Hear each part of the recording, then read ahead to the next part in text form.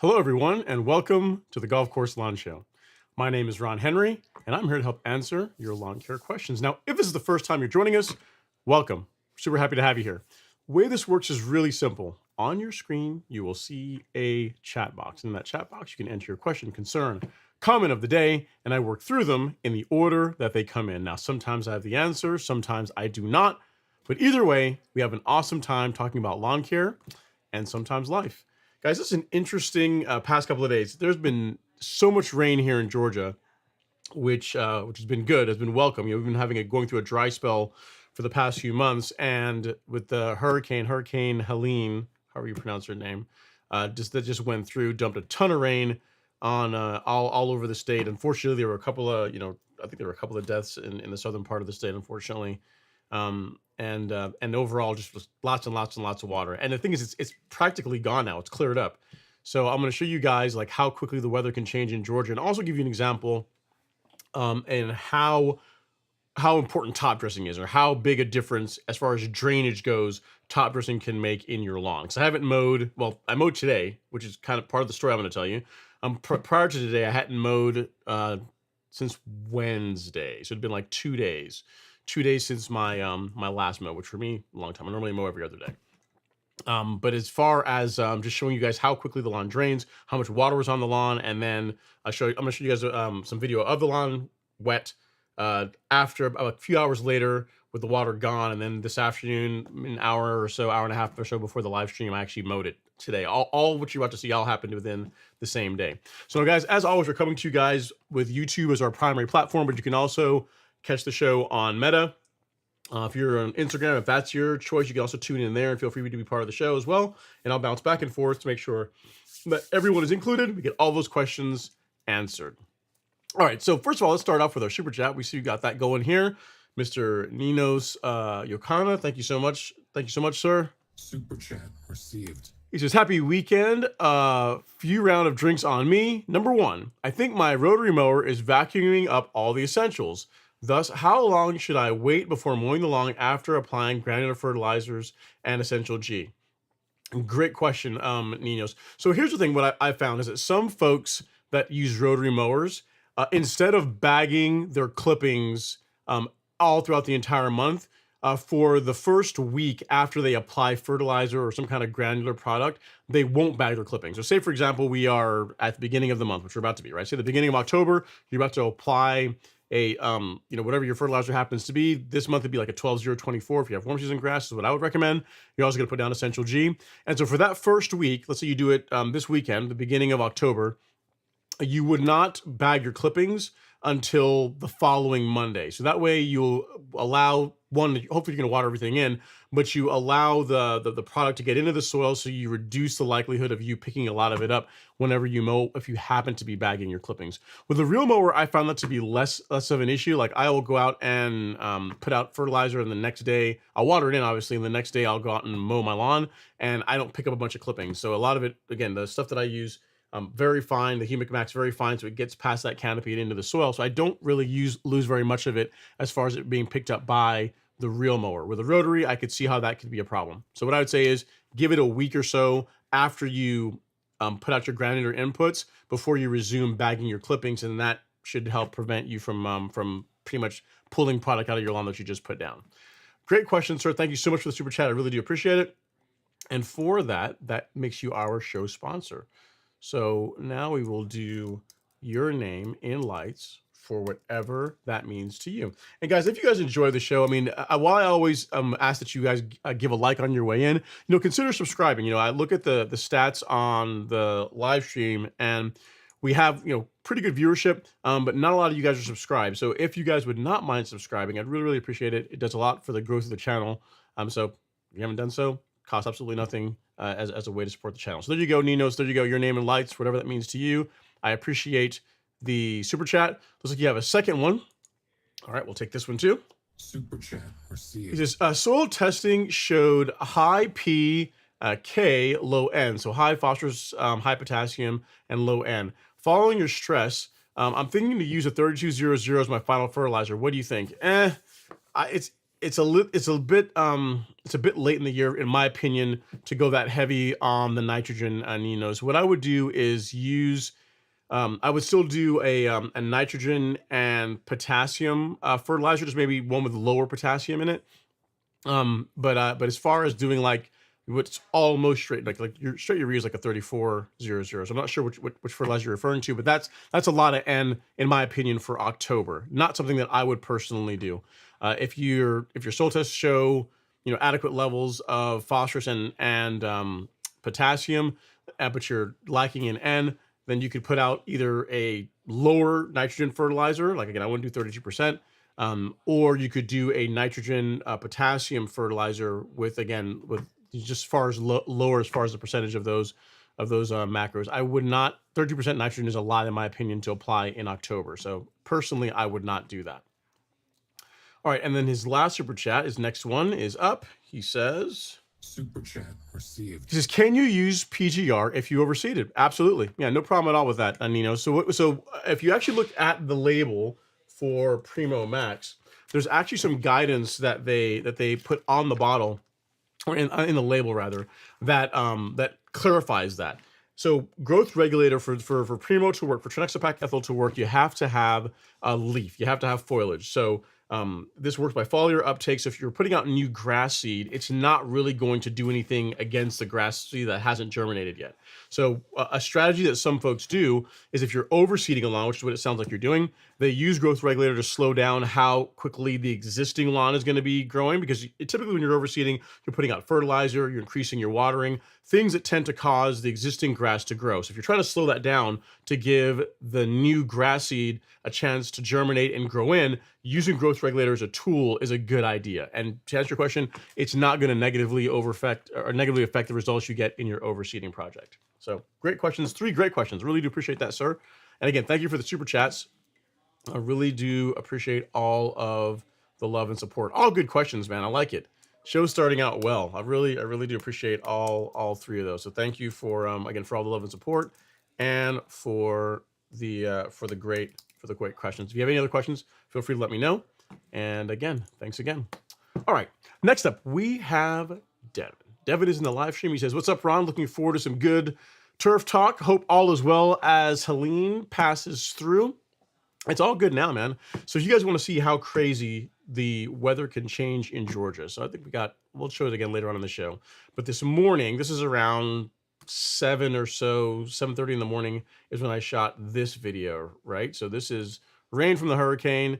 You can see, lots of water on the lawn, enough so much so that when I woke up this morning, there was a lake out there, which tends to happen when we have tons and tons and tons of rain, right? But you guys know how I always say one of the biggest benefits of top dressing. I always say, having that smooth golf course lawn look is a benefit. That's what we typically go for when we go to level our lawn. But a huge benefit is how much it improves drainage. So again, what you're looking at right here was this morning. Now at 1:30 or so in the afternoon, so just after lunch, this is how the lawn looks. This is about 4 hours later. 4 hours and change later, and you can see rain has stopped, it's dried up, and then you can see there's no water there anymore. So all the lake, that big lake puddle that was there, completely gone, right? Completely sucked up by the lawn. It drained off really nicely. And then finally, right before the live stream, you know me, I wanted to get my mow in. So it dried up enough that I actually got my mow done. So you can see some of the color starting to come out of the lawn. The weather is cooling off, so it's not quite as vibrant and green as we would like, but it just shows how you can go from that to that in the course of just 8 hours or so, 8 or 9 hours or so. So a deluge of water. Really, it was raining all last night, all this morning, really till around 10 o'clock in the morning, and then it stopped. The lawn dried out. Again, big benefit of top dressing is just how well it improves the drainage. And then figure another 3.5 hours later, I was able to get out there and mow the lawn, and it worked out great. So crazy how much the weather can change in a very short period of time here in Georgia, especially when you have top dressing done to your lawn. All right, next up we have another super chat. Let's grab this really quick. This one is Mr. Archie Amos. Thank you so much, Archie. Super chat received. No questions, but just a super chat. I really do appreciate that. Thanks so much, sir. Nino's actually, his total is actually higher than yours, Archie, but I'm still gonna put some respect on your name. I'm gonna still do that. I'm gonna definitely still show appreciation for all the love and support, and I'll let both of you guys be up there for a bit. So there you go. Your name in lights, along with Nino's, for whatever that means to you. Really do appreciate it. Hopefully you stay dry. I know you go back and forth between South Carolina and up north.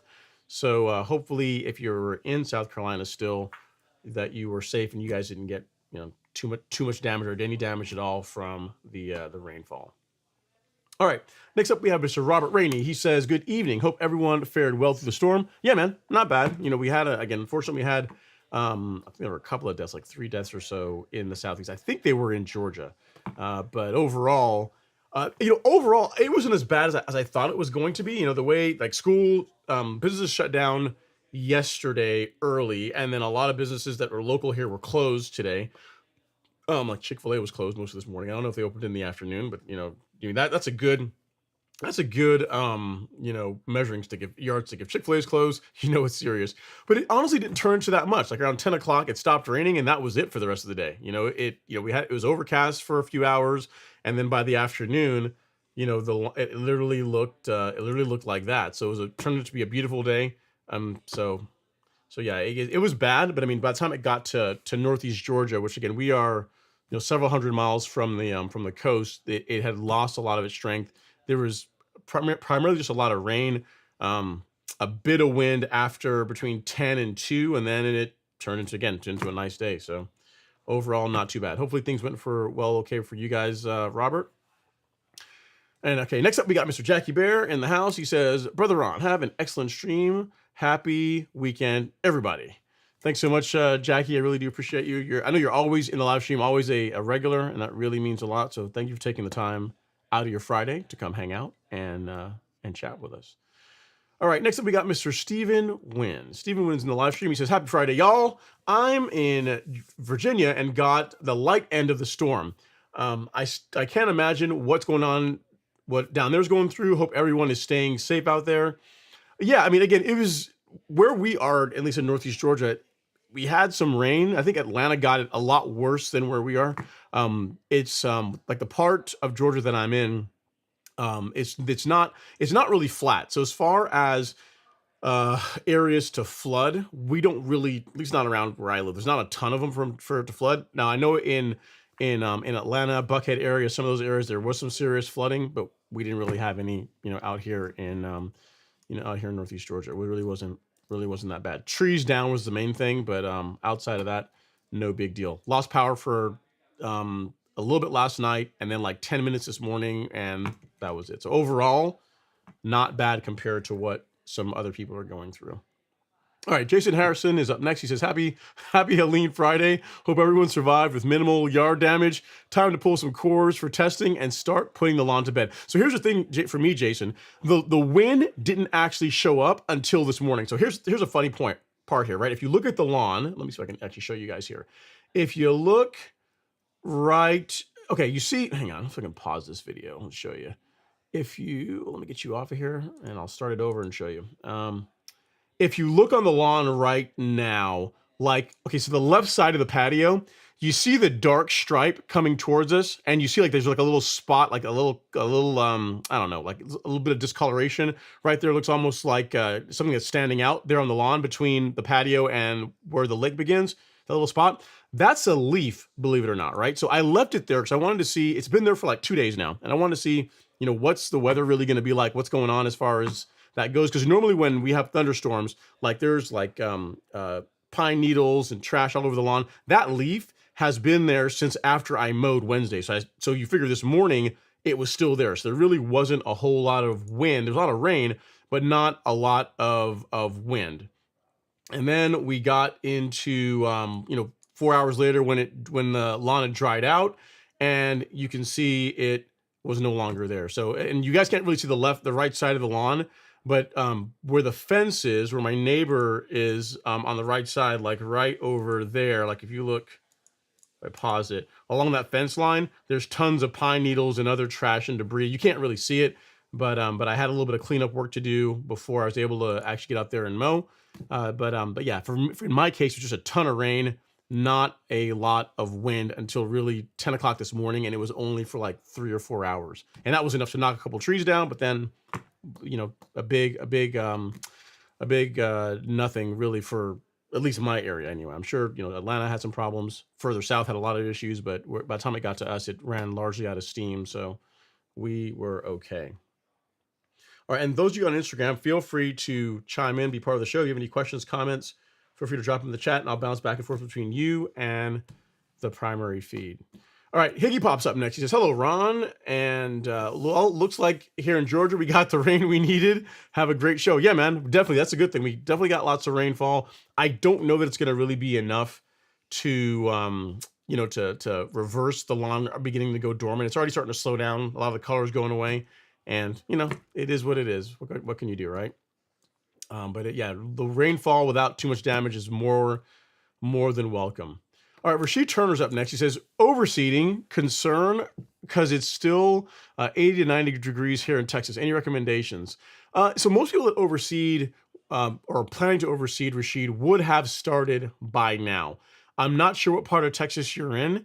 I imagine probably south of Dallas, probably maybe the Houston area. I'm not exactly sure where. But if you can wait for it to cool off just a touch more before you start your overseeding, that would be good. Because otherwise, what you're going to find is you will you'll put out your ryegrass, and if it's going to stay hot like in the 90s for very much longer, you'll get germination, but then it's gonna you'll have problems with it. It's going to stress it, and you may lose some of it. So if you can wait till the temps are in the 80s and really staying there, and trending cooler, and you want to do your overseed then that would be okay. But I wouldn't, if you have days where it's still in the above 90 degrees, I would avoid putting out cool season grass seed just yet. I'm surprised it's still that hot wherever you are in Texas. So, all right, next up we have a super chat. I got a couple of super chats. This one from Mr. Kyle Prawl. He says, let's see here. I'm not sure your question, Kyle, but I appreciate the super chat. He says, "A received. strap for time, kids on the way, something's got to give." The first thing you drop from a fall 2025 overseed project to still get good results. I'm not sure what you mean by drop. Um, I'm not sure what you mean. Like, I mean, I guess things that by drop, do you mean omit? If by that, what I'd say is if you're going to overseed next fall in 2025, the one thing I would not do is put out pre-emergent in the fall. That's the thing that's probably going to be the biggest. So don't apply pre-emergent if you're planning to, if your goal is to overseed next fall and to get a good result with it. I would still fertilize as all as normal. I would still do your granular biostimulants like Essential G as normal. But the only thing I would do is omit any kind of pre-emergent herbicide, because that's gonna negatively affect the results you get with your seeding. So hope that helps, Kyle. I'm not sure if I answered your question properly, but I think that's what you're asking. So if not, feel free to chime in and we can revisit it. All right, Thomas Sanders says from Facebook, he says, too late to fill in some ruts in an established centipede lawn? Depends on where you are. I mean, I wouldn't be, if you're in Georgia, I would not want you to be, doing any kind of leveling project really in October. It's a bit late in the season. If you're in Florida and you want to go do a light top dressing, it could be okay. But really the time to do that, Thomas, is whenever your warm season grass is actively growing, when it's growing aggressively. So spring, summer, great time. Early fall is okay, but I mean, really, that's if you're in an area where the fall doesn't really represent cool weather. It's still going to be relatively hot. So I'm thinking Florida, southern Alabama, southern Texas, like those areas. If you have a centipede and you want to do a light top dressing to fill in some low spots, that would be okay. But if you're my neighbor in Georgia, I would tell you to avoid doing so. Thanks so much for chiming in. I really do appreciate the question. And if you have any other follow-up or any other thoughts, feel free to let me know. But yeah, man, again, when it comes to top dressing or any kind of leveling work, and you said rut, so with a rut, you're probably going to be going heavier than 1/4 of an inch to 1/2 an inch is what I like to use for top dressing. In that case, you really want to do that during the time of the year when the lawn is really aggressively growing. So in Northeast Georgia, where I happen to be in the country, late April is the time frame when I would start looking at doing leveling work. So April all the way into really early August, you'd be fine doing that. So if you had an area that had some low spots, you could really get easily 2, probably as many as 3 top dressings in over the course of a season if you started your first one in April. And by then you'd be able to fill in those ruts and really get the lawn looking quite nice. So I'd say go light if you're going to do it, and really you'd probably be better off just waiting until next year. Hope that helps, sir. All right, next up we have a comment here from Instagram. This is from Green Grass Envy. He says, love the channel. I've been following it for the past 2 months on Friday nights. Thanks for sharing all your knowledge with us. You are very, very welcome, Green Grass Envy. Appreciate you first chiming in and saying hi in the live stream. I'm glad that it's useful. And yeah, if you have any ideas for topics, you have any questions, feel free to drop them in the chat. And I really appreciate having you as a viewer. So thanks so much. It really means a lot. All right, Rashid Turner is up next. He says, just started mowing with my California trimmer Catalyst. And tricks for turning a heavy mower. You make it seem easy in the intro. Well, what you're seeing there, Rashid, is years and years and years of manhandling mowers until I figured out the secret is to allow the mower to do the work for you. So the big thing, I'm not sure what the Catalyst has. I imagine it has a differential of some sort in the back.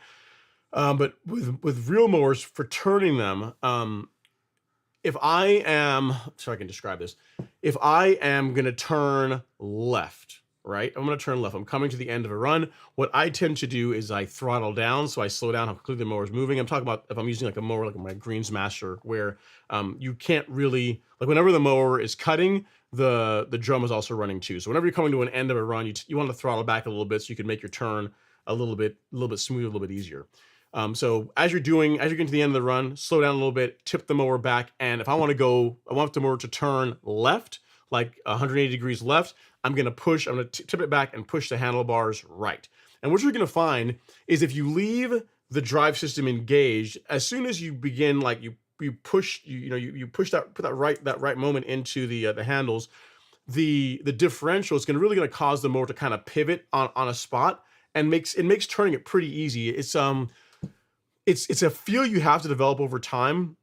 The Owlet, it's easy to do with. The Greensmaster, it's easy to do, but it's just a practice thing. What I would tell you is slowing down when you start to make the turn is important for a couple of reasons. One, you're going to the mower's not going to get away from you if you slow down, and then second, because you're turning the mower in a relatively tight space, if you keep the mower like running at full pace going forward, and then you tip it up and try and turn it, what you're going to find in that area where you turn the mower, there's going to be a bit of tearing of the grass. So like the mower's going to be, it's going to turn, it's going to be kind of spinning out a little bit in that one spot. Like the outer side of the drum is going to be spinning, and you're going to have, it's just going to have some wear marks. It's going to look unsightly. And a way to avoid that is just to slow it down. Like, it's still going to be moving, but just slow down how quickly the mower is moving up to you when you're about to make your turn, tip it back, and literally just allow the mower to do the work. If you want to go left, push the handlebars to the right, and it will literally turn itself. And then the trick to not scalping is to ease it back into the turf. Don't like turn it around and just let the handlebars go and let it drop, because then you're gonna scuff it. You're gonna cause a like a scalp mark there. So so you have to practice it. It's the best way I can describe it for you. It's you literally tip it back, you push the handlebars in the opposite direction of the way you want to go, and then you have to land the plane. You have to ease it into the turf, and it'll resume cutting, and there's not going to be any damage. You're not really going to be able to see any low marks or anything like that. So it's a practice thing, is what I would say. So you just got the mower. It will get better as you practice more. Like the Owlet is, it's the same thing. You're talking about a 300+ pound mower, and it's the same thing. You can literally turn it with two fingers when you're doing it right. Like you literally tip it back and just two fingers, and it turns itself, and you ease it back into the turf, and it goes along its way. So you could do the same thing with a catalyst. It's just going to be a practice thing. So just keep working at it. It will get better the more you do it. And again, I've got, I don't know how many years, 6, 7, 8. I don't know how many years at this point. A lot of years of real mowing, only real mowing. So I've gotten reasonably decent at it. So hope that helps, or just keep working at it. It will get better the more you do it. All right. So we have a comment here from Straight Chillin' 53. Says, am I supposed to do anything to my Bermuda during the fall other than pre-emergent, like water and mow? Yeah. So pre-emergent is important. I mean, that's a big part of keeping weeds at bay. Would absolutely do that. You can continue feeding the lawn. I stopped feeding it. Like my last granular fertilizer is going to be this weekend, whenever I do the 12-0-24, beginning of October. And that's really going to be it for me as far as granular fertilizer for the rest of the year. You can still water it. You can still mow it. The watering requirements are going to be reduced quite a bit because it's starting to cool off now. It's not quite as hot as it was in the summer, so you don't need to water quite as often. Like right now, I have my irrigation to only run once per week instead of the 3 times per week that I was doing during the summer. And then I'm also a fan of preventative fungicide applications in the fall, especially if you're real mowing. So if you got a rotary mower and you're mowing your lawn at 2 inches, 3 inches, not strictly necessary, but on highly maintained turf, I think is the more correct way of saying it. On highly maintained turf where you're out there cutting the lawn all the time, you're always injuring it because you're always mowing it. In the fall, it's a good idea to get out a preventative fungicide app in October and another one in November, especially with Bermuda, because the one problem that we have to contend with is spring dead spot. So by limiting how much nitrogen you put into the lawn this time of year, that's one way to help prevent that. And then also by doing a preventative fungicide app now will also keep that at bay in the spring, because as the name kind of implies, you're not going to really see it until springtime.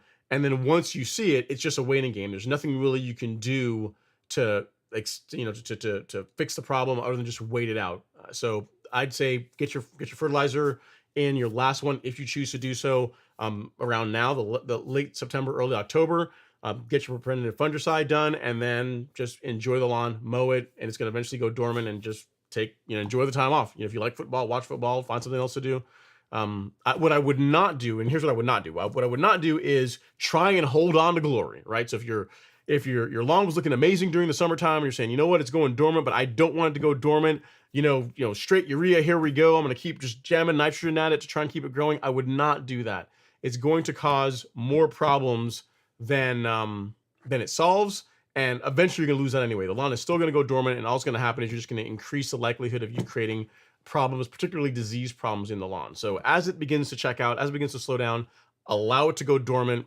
It's just what it's supposed to do. And keep up with your mowing, keep up with your watering. And the only other thing I'd say is a preventative fungicide app.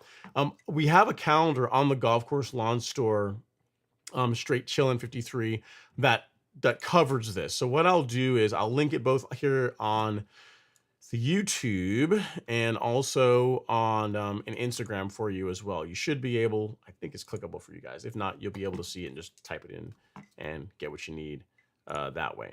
But yeah, it literally lays out month by month what a lot of people do and what I recommend for a great lawn. It is grass type agnostic, so you can use it on cool season lawns, warm season lawns.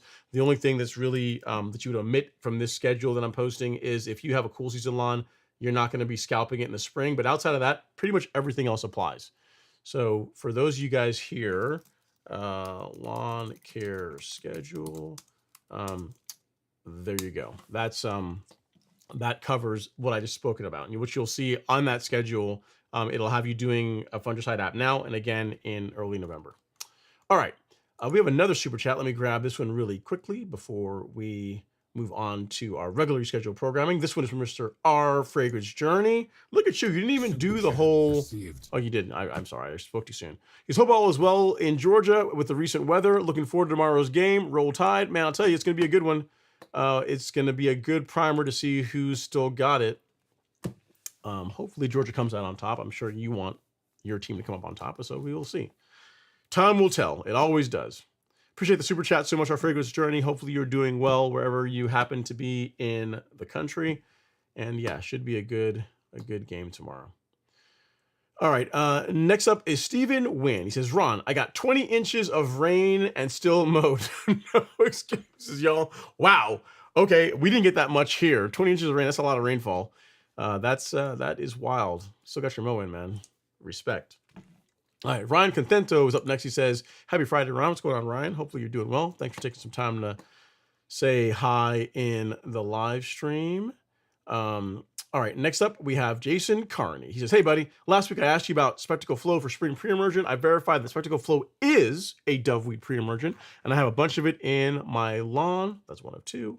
And then next he says, I started using Spectacle Flow last month and plan on using it in the spring for my doveweed issue. I plan on applying it in late February and was wondering if I should apply prodiamine too. I would not. If you're going to do Spectacle, I wouldn't do prodiamine. It will stand by itself. You really don't need to put out a prodiamine along with it, Jason. So for me, I would just do Spectacle. That's going to be, that's just fine. If that's your decision you've already made, is that you want to use that in the springtime, you really don't need to use prodiamine along with it. So great question, sir. If you have any other questions, let me know. And again, I'm sorry you're dealing with doveweed. Doveweed can be a pain, can be a difficult one to get rid of. Unfortunately, but yeah, sounds like you are you have a plan to tackle it in your lawn, and I'm sure you'll keep us posted as far as how it works out for you. All right, next up is Joe Cox. He says, good afternoon. Hope all is well. How do you get rid of mushrooms? Great question, Joe. So what I'll tell you is this. If you can reduce the amount of dead debris, the amount of thatch in your lawn, that is going to reduce the amount of mushrooms that you get in your lawn. So like many of you, I used to get mushrooms in my lawn every morning, especially after any kind of substantial rainfall. There'd be all throughout the lawn. And when I started doing verticutting monthly and also started turf raking the lawn regularly, that completely went away. It's not something that I expected, and I didn't do it because I want to get rid of mushrooms, but as a byproduct, that is something that I saw. I attribute it to, if you have that thatch, a lot of that dead material that will hold on to water and make the lawn a bit spongy, that's a nice medium for mushrooms to grow in. And if you just remove that through regular verticutting and turf raking, there's not a thing. Like in my lawn, like I haven't verticut, my last verticut was in late July, early August, and I haven't turf raked this month.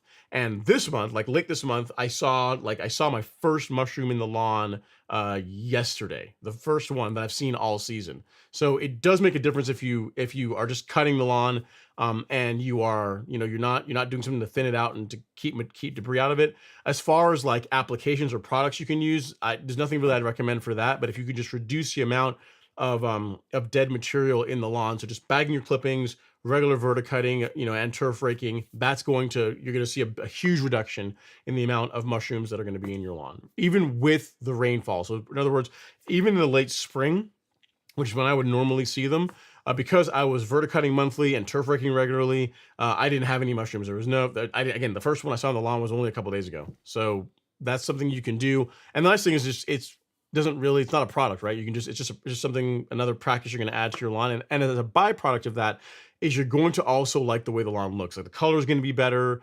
You're going to have less problems with disease by doing that. The only negative is that it's more work. So hope that helps, Joe. Good question.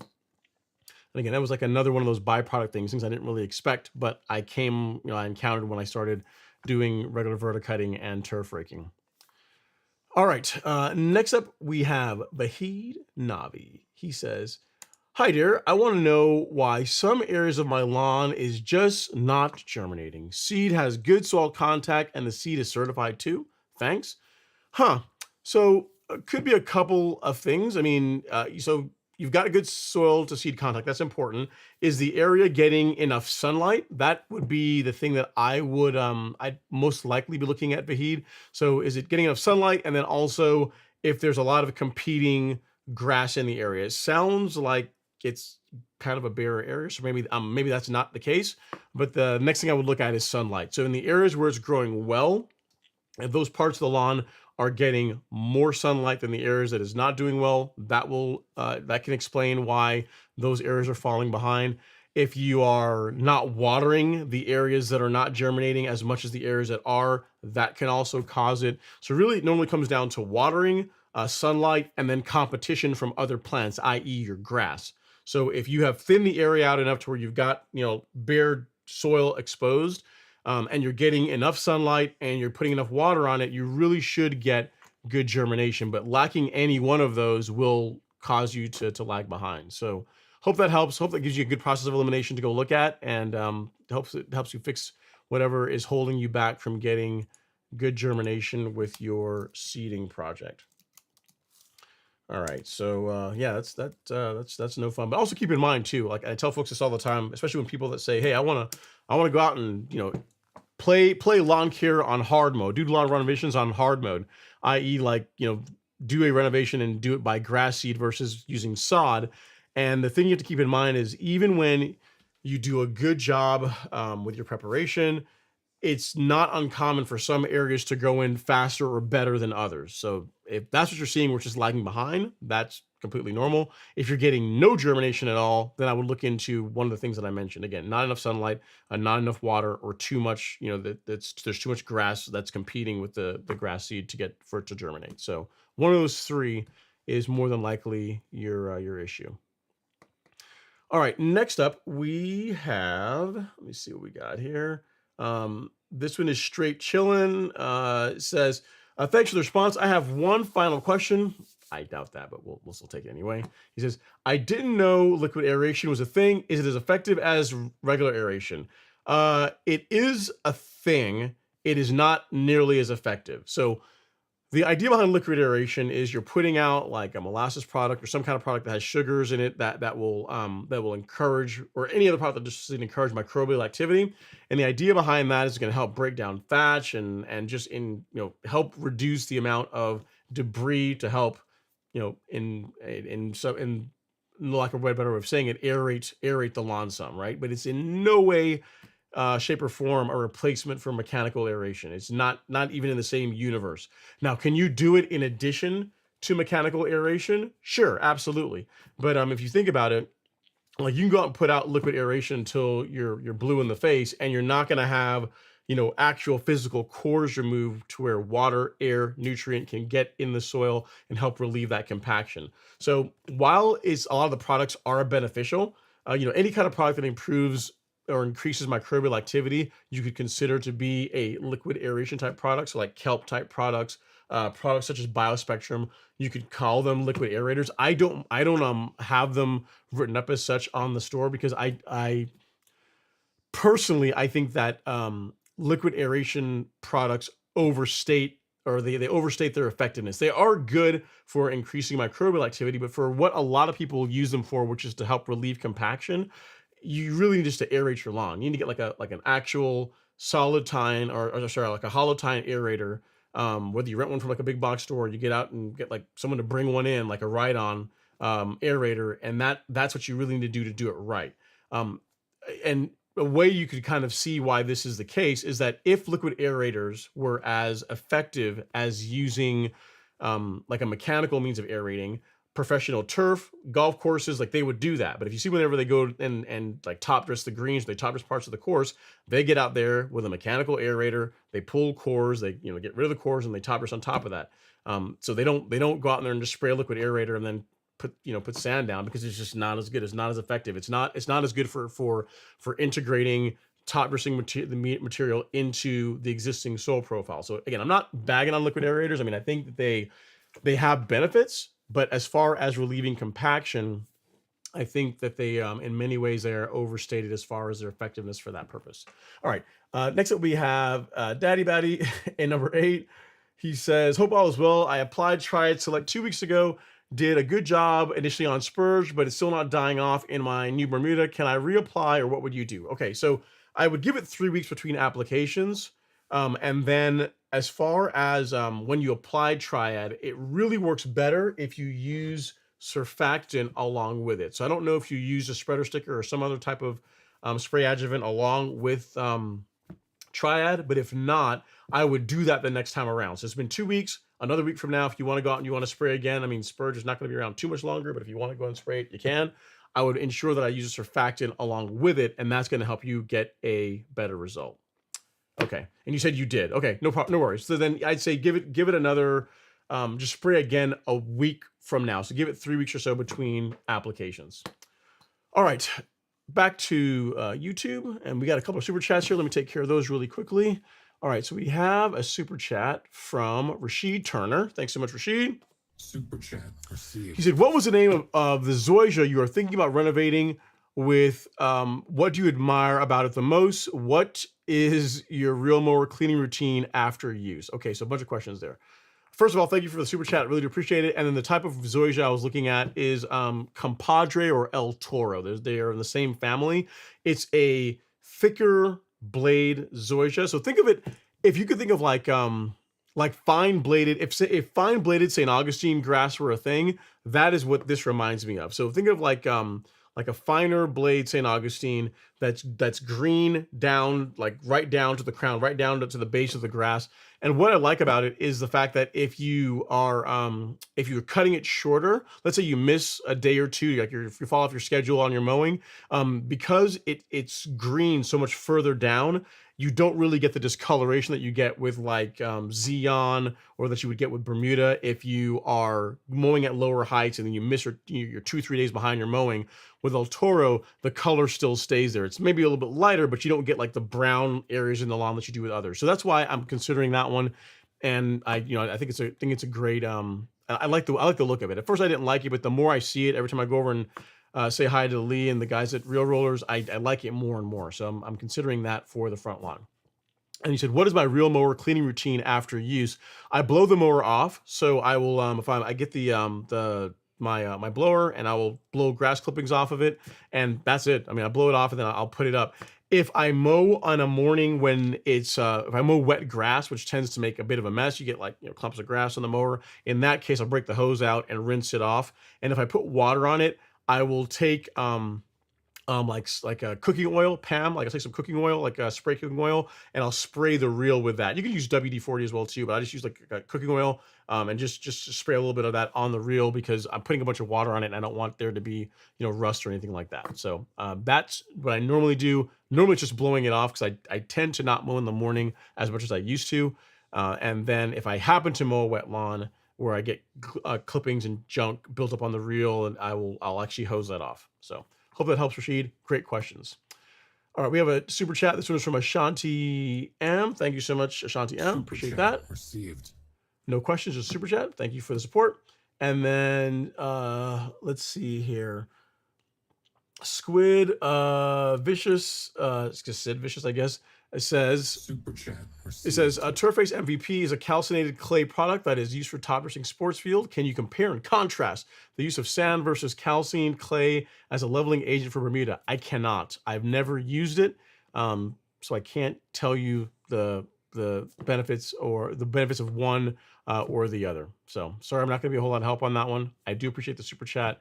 I kind of have a feeling that you probably already know the answer to this one, Squid Vicious, but I'll look into it. I'll do some digging into the product, and maybe we can have it as a talking point.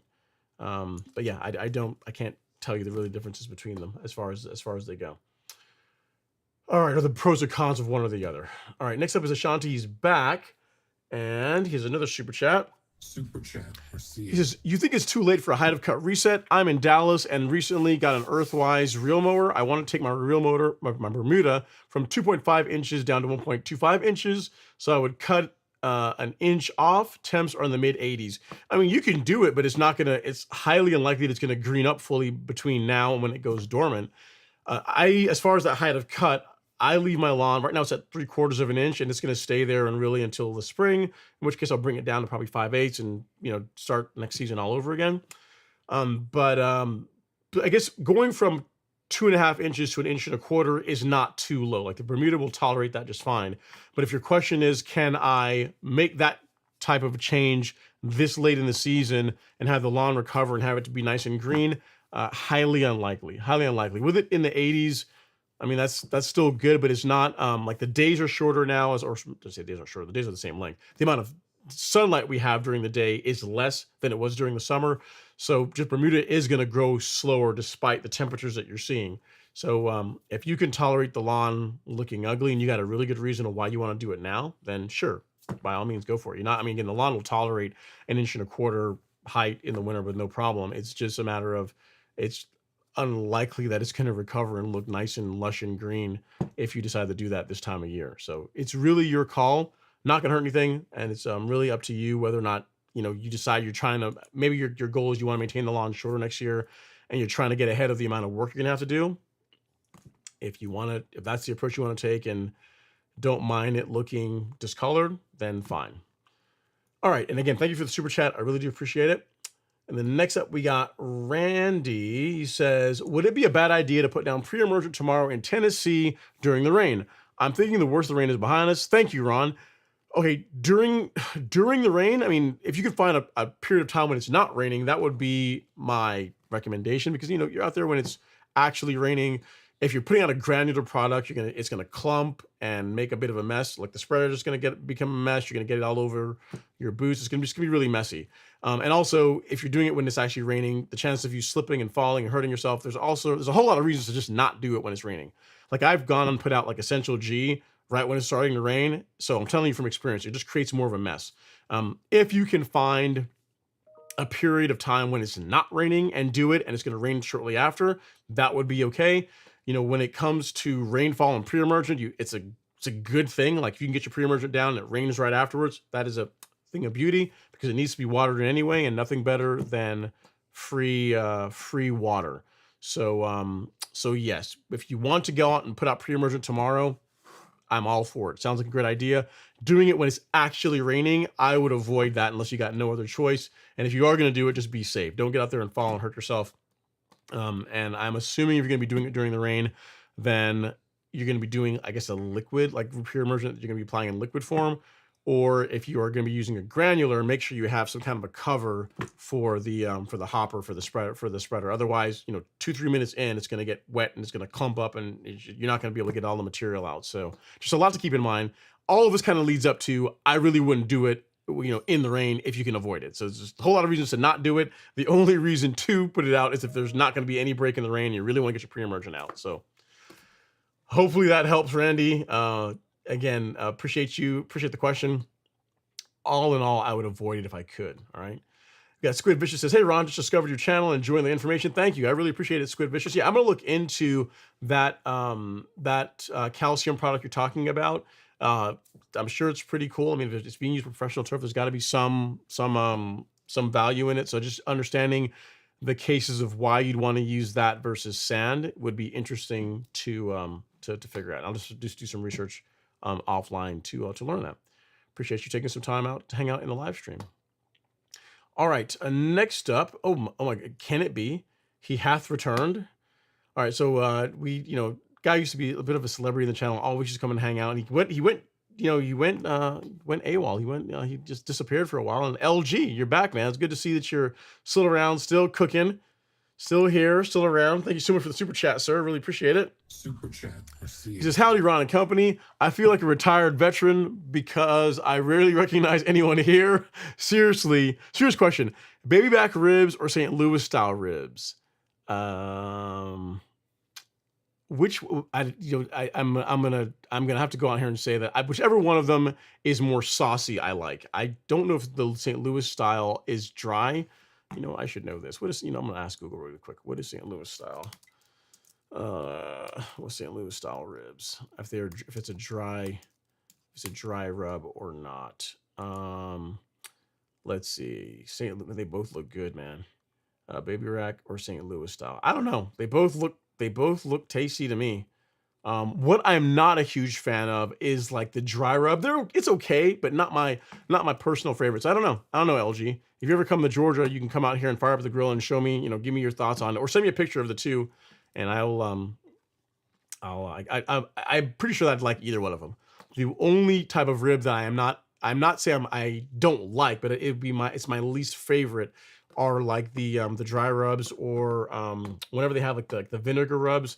Not a huge fan of those. I like a sweet and spicy as far as the sauce in my ribs. So hope that helps, sir.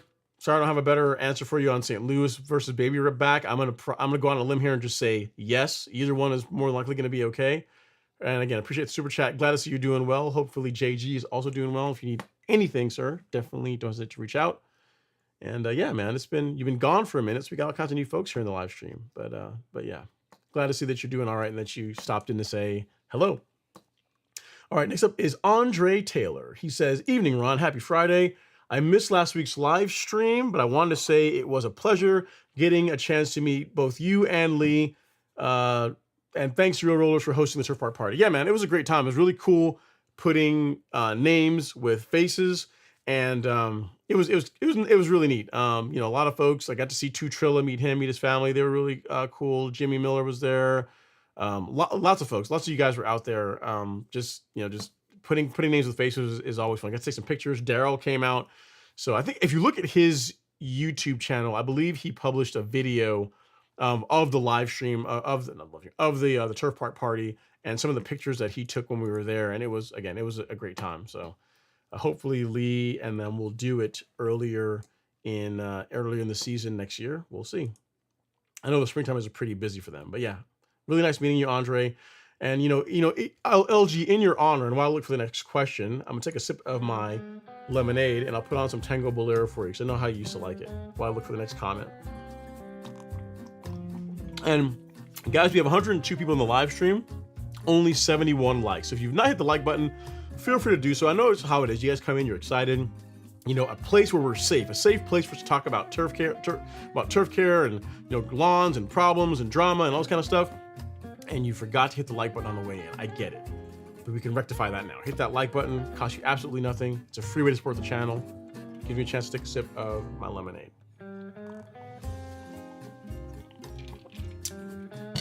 Tasty. All right.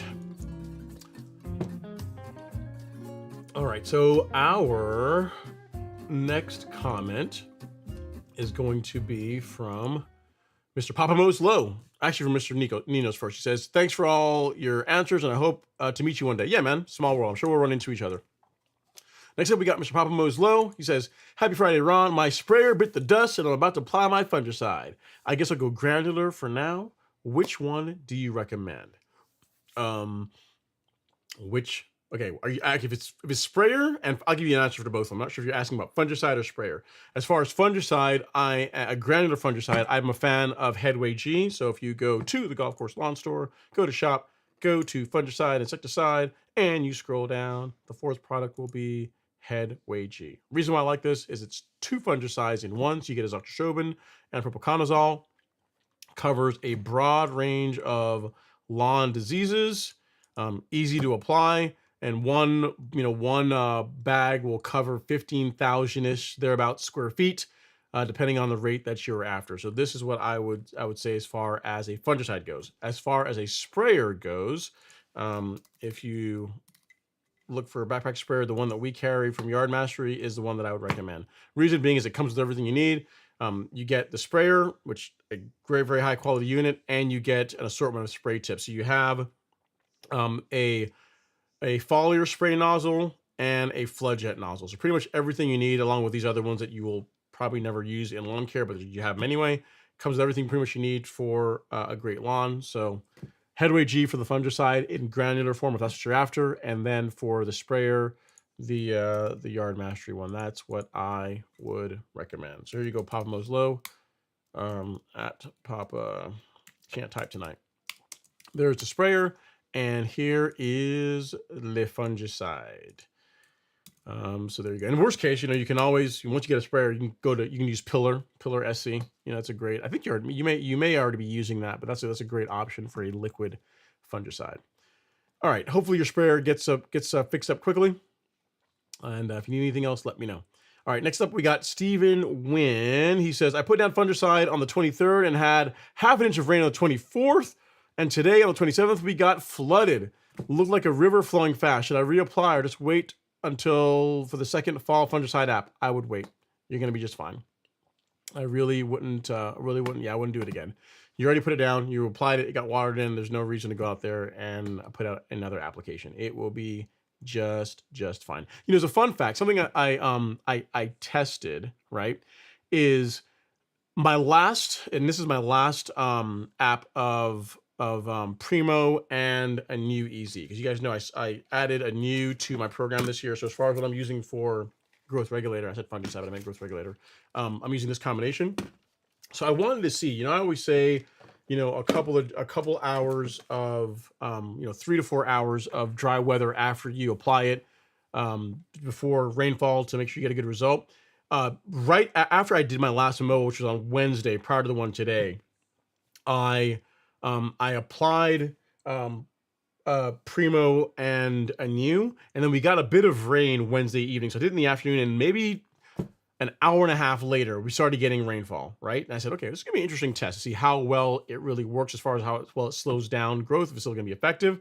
And lo and behold, today, right? So you figure it rained Wednesday night, all day Thursday, and then most of Friday morning. And when I went and cut the lawn, I emptied the grass catcher twice for the entire lawn, and that's with a lot. That's like 2 days without mowing it, and lots of rain. So it doesn't take a long time for at least foliar products to be taken up, and for you to still get a good result with them. I say all that to say, you applied your fungicide, it got watered in. I really wouldn't sweat it. I think you're gonna be just fine, Stephen. I would wait until the next time in the program as far as when is the appropriate time for you to do it. I would not do it again now.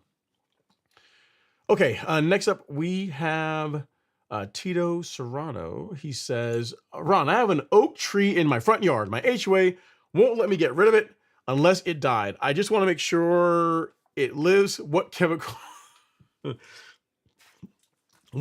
might hurt the tree? I don't know. I mean, chainsaw. I don't know, man.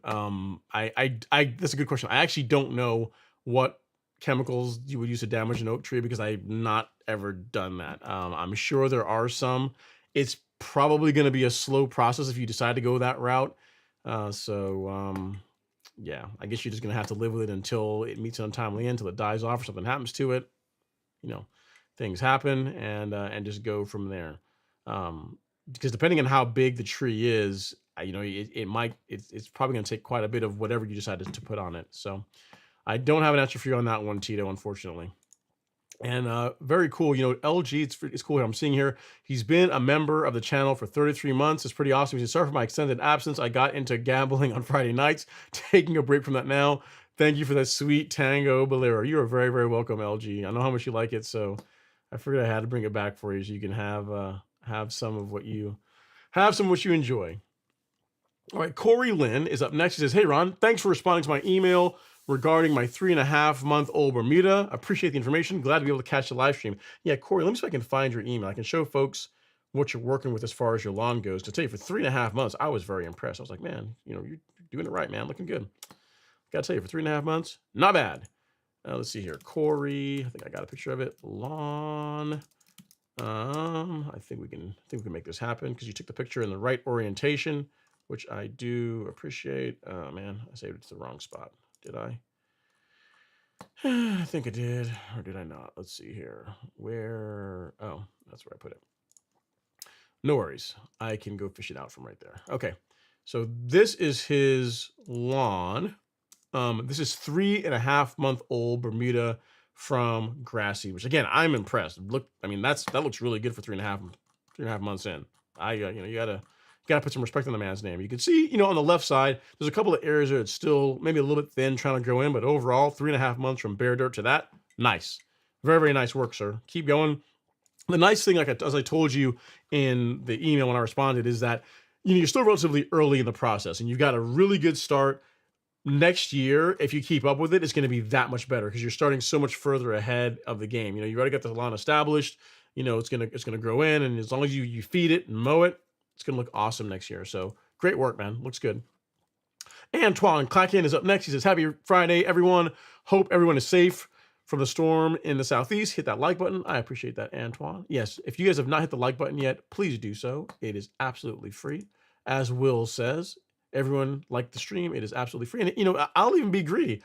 If you have liked the stream and you're not yet a subscriber to the channel and you're here regularly, subscribe to the channel. I mean, I'd really appreciate it. Cost you guys absolutely nothing. Whenever we do our shorts that talk about, various lawn care topics, mainly from questions that we get here in the live stream, especially you guys, especially if you're in the live stream, you guys definitely want to subscribe because you get a chance of potentially making it into a short, right? You can be like, hey, I made it. I mean, I'm famous, my name, I'm in the questions. So subscribe to the channel if you've not done so as yet as well. All right, Newport Shorts in a Box says, "Love what you do, brother. Keep it up." I appreciate it so much, Newport. Thank you so much. Appreciate all the love and support. And then next up, we have Aaron Fleck. Aaron says, "I'm planning to add 300 square feet to my lawn and level off an existing area of 200 square feet. Would you recommend laying sod and hoping for a close match, or would it be better to sod cut and remove the old Bermuda, or perhaps spray it to kill it off first? What approach do you think works best?" Okay. So let me to answer that. So as far as you got an area of the lawn, 200 square feet is already established. You have 300 square feet that you are trying to put new grass in. Here's what I will tell you. Unless you are getting the new sod from the same place where that old sod came, it's unlikely to match. It really is. And especially you get like Tifway 419, even though I've seen Tifway 419 that you see them come from different places and they don't really necessarily match up. So if you are you're not really a picky person and you just want to have grass there and you don't care if one is slightly a different color than the other, then yes, you could just put sod in. That is going to be the less painful, the less, least amount of work involved. But if you're really particular and you want the entire, what I would guess is going to be 500 square feet to all look very uniform, your best bet is to do one of two things, is to either, pull plugs from the 200 square feet section and, put them throughout the 300. That's going to be the long game. It's going to take a while to do that. Or you could kill off the existing 200 square feet like you suggested and then just start over. So just renovate and just put the same saw down over the entire 500 square foot section of lawn. That is going to give you the best chance for it to match outside of moving plugs. But doing plugs is going to take an entire season for that to fill in. You know what I mean? And you probably don't want to do that. So whether you sod 300 square feet or you sod 500 square feet really comes down to you. If it were me, I would sod the entire thing because it's I personally live with some patches in my lawn that are from sod that was put in that was supposed to be Tipway 419 that doesn't match my existing lawn. So for that reason, for people that are, especially people that are very particular, that I recommend against that. I recommend against just getting a few pieces of sod that happen to be Bermuda and hoping that it all just matches up and works. It might, but then again, it might not, and then you'll end up having to kill it off and renovate anyway, right? So if you are concerned about that, just go through the process. 200 square feet is not that much of an area to really clean up. So 200. It's not like you're telling me you had 15,000 square feet or a huge part of the lawn that you had to go and do. I mean, 200 square feet, not that big a deal for me. It's not that much more work to sod 500 square feet than just to sod just a 300. So and that way you're going to get a better result overall. Hope that helps, Aaron. Next up is Jason Carney. He says, an earlier video, you recommend getting an air induction tip for applying your non-foliar apps. Lately, you've been using the white tip that comes with the Yard Mastery sprayer, one of two. Is there much of a difference between the two? For example, the white pre-emergent tip and the air induction tip for fertilizer? Yeah, so good question, Jason. So I'm not sure which video you're referring to. So I'm pretty sure I've been pretty consistent in this. What I've said is you have two ends of the spectrum. You have the foliar spray tip, which is what I recommend for most post-emergent herbicides, liquid fertilizer, growth regulator, pretty much any kind of foliar app. And then on the other side is the flood jet tip. In between is the air induction. So really, if you're doing a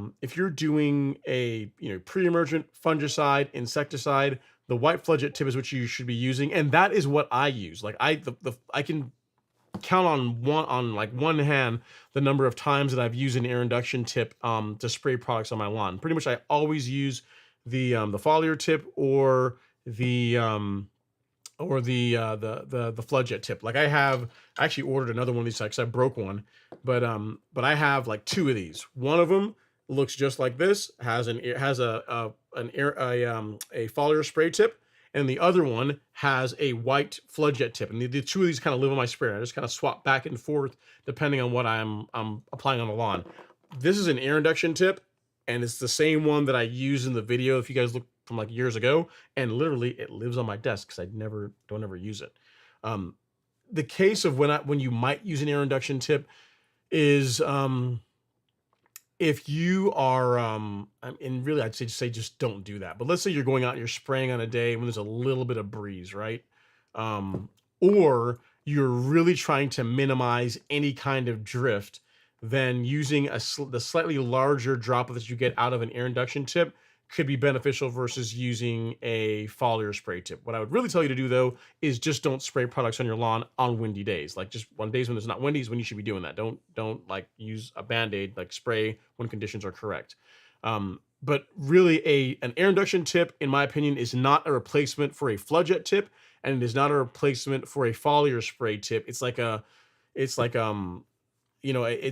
the middle, and it can I guess in a pinch could be used for either, but I wouldn't, and I don't really recommend it. I'd recommend that you have one of these and you have a white flood jet tip, and then you use them for the appropriate products.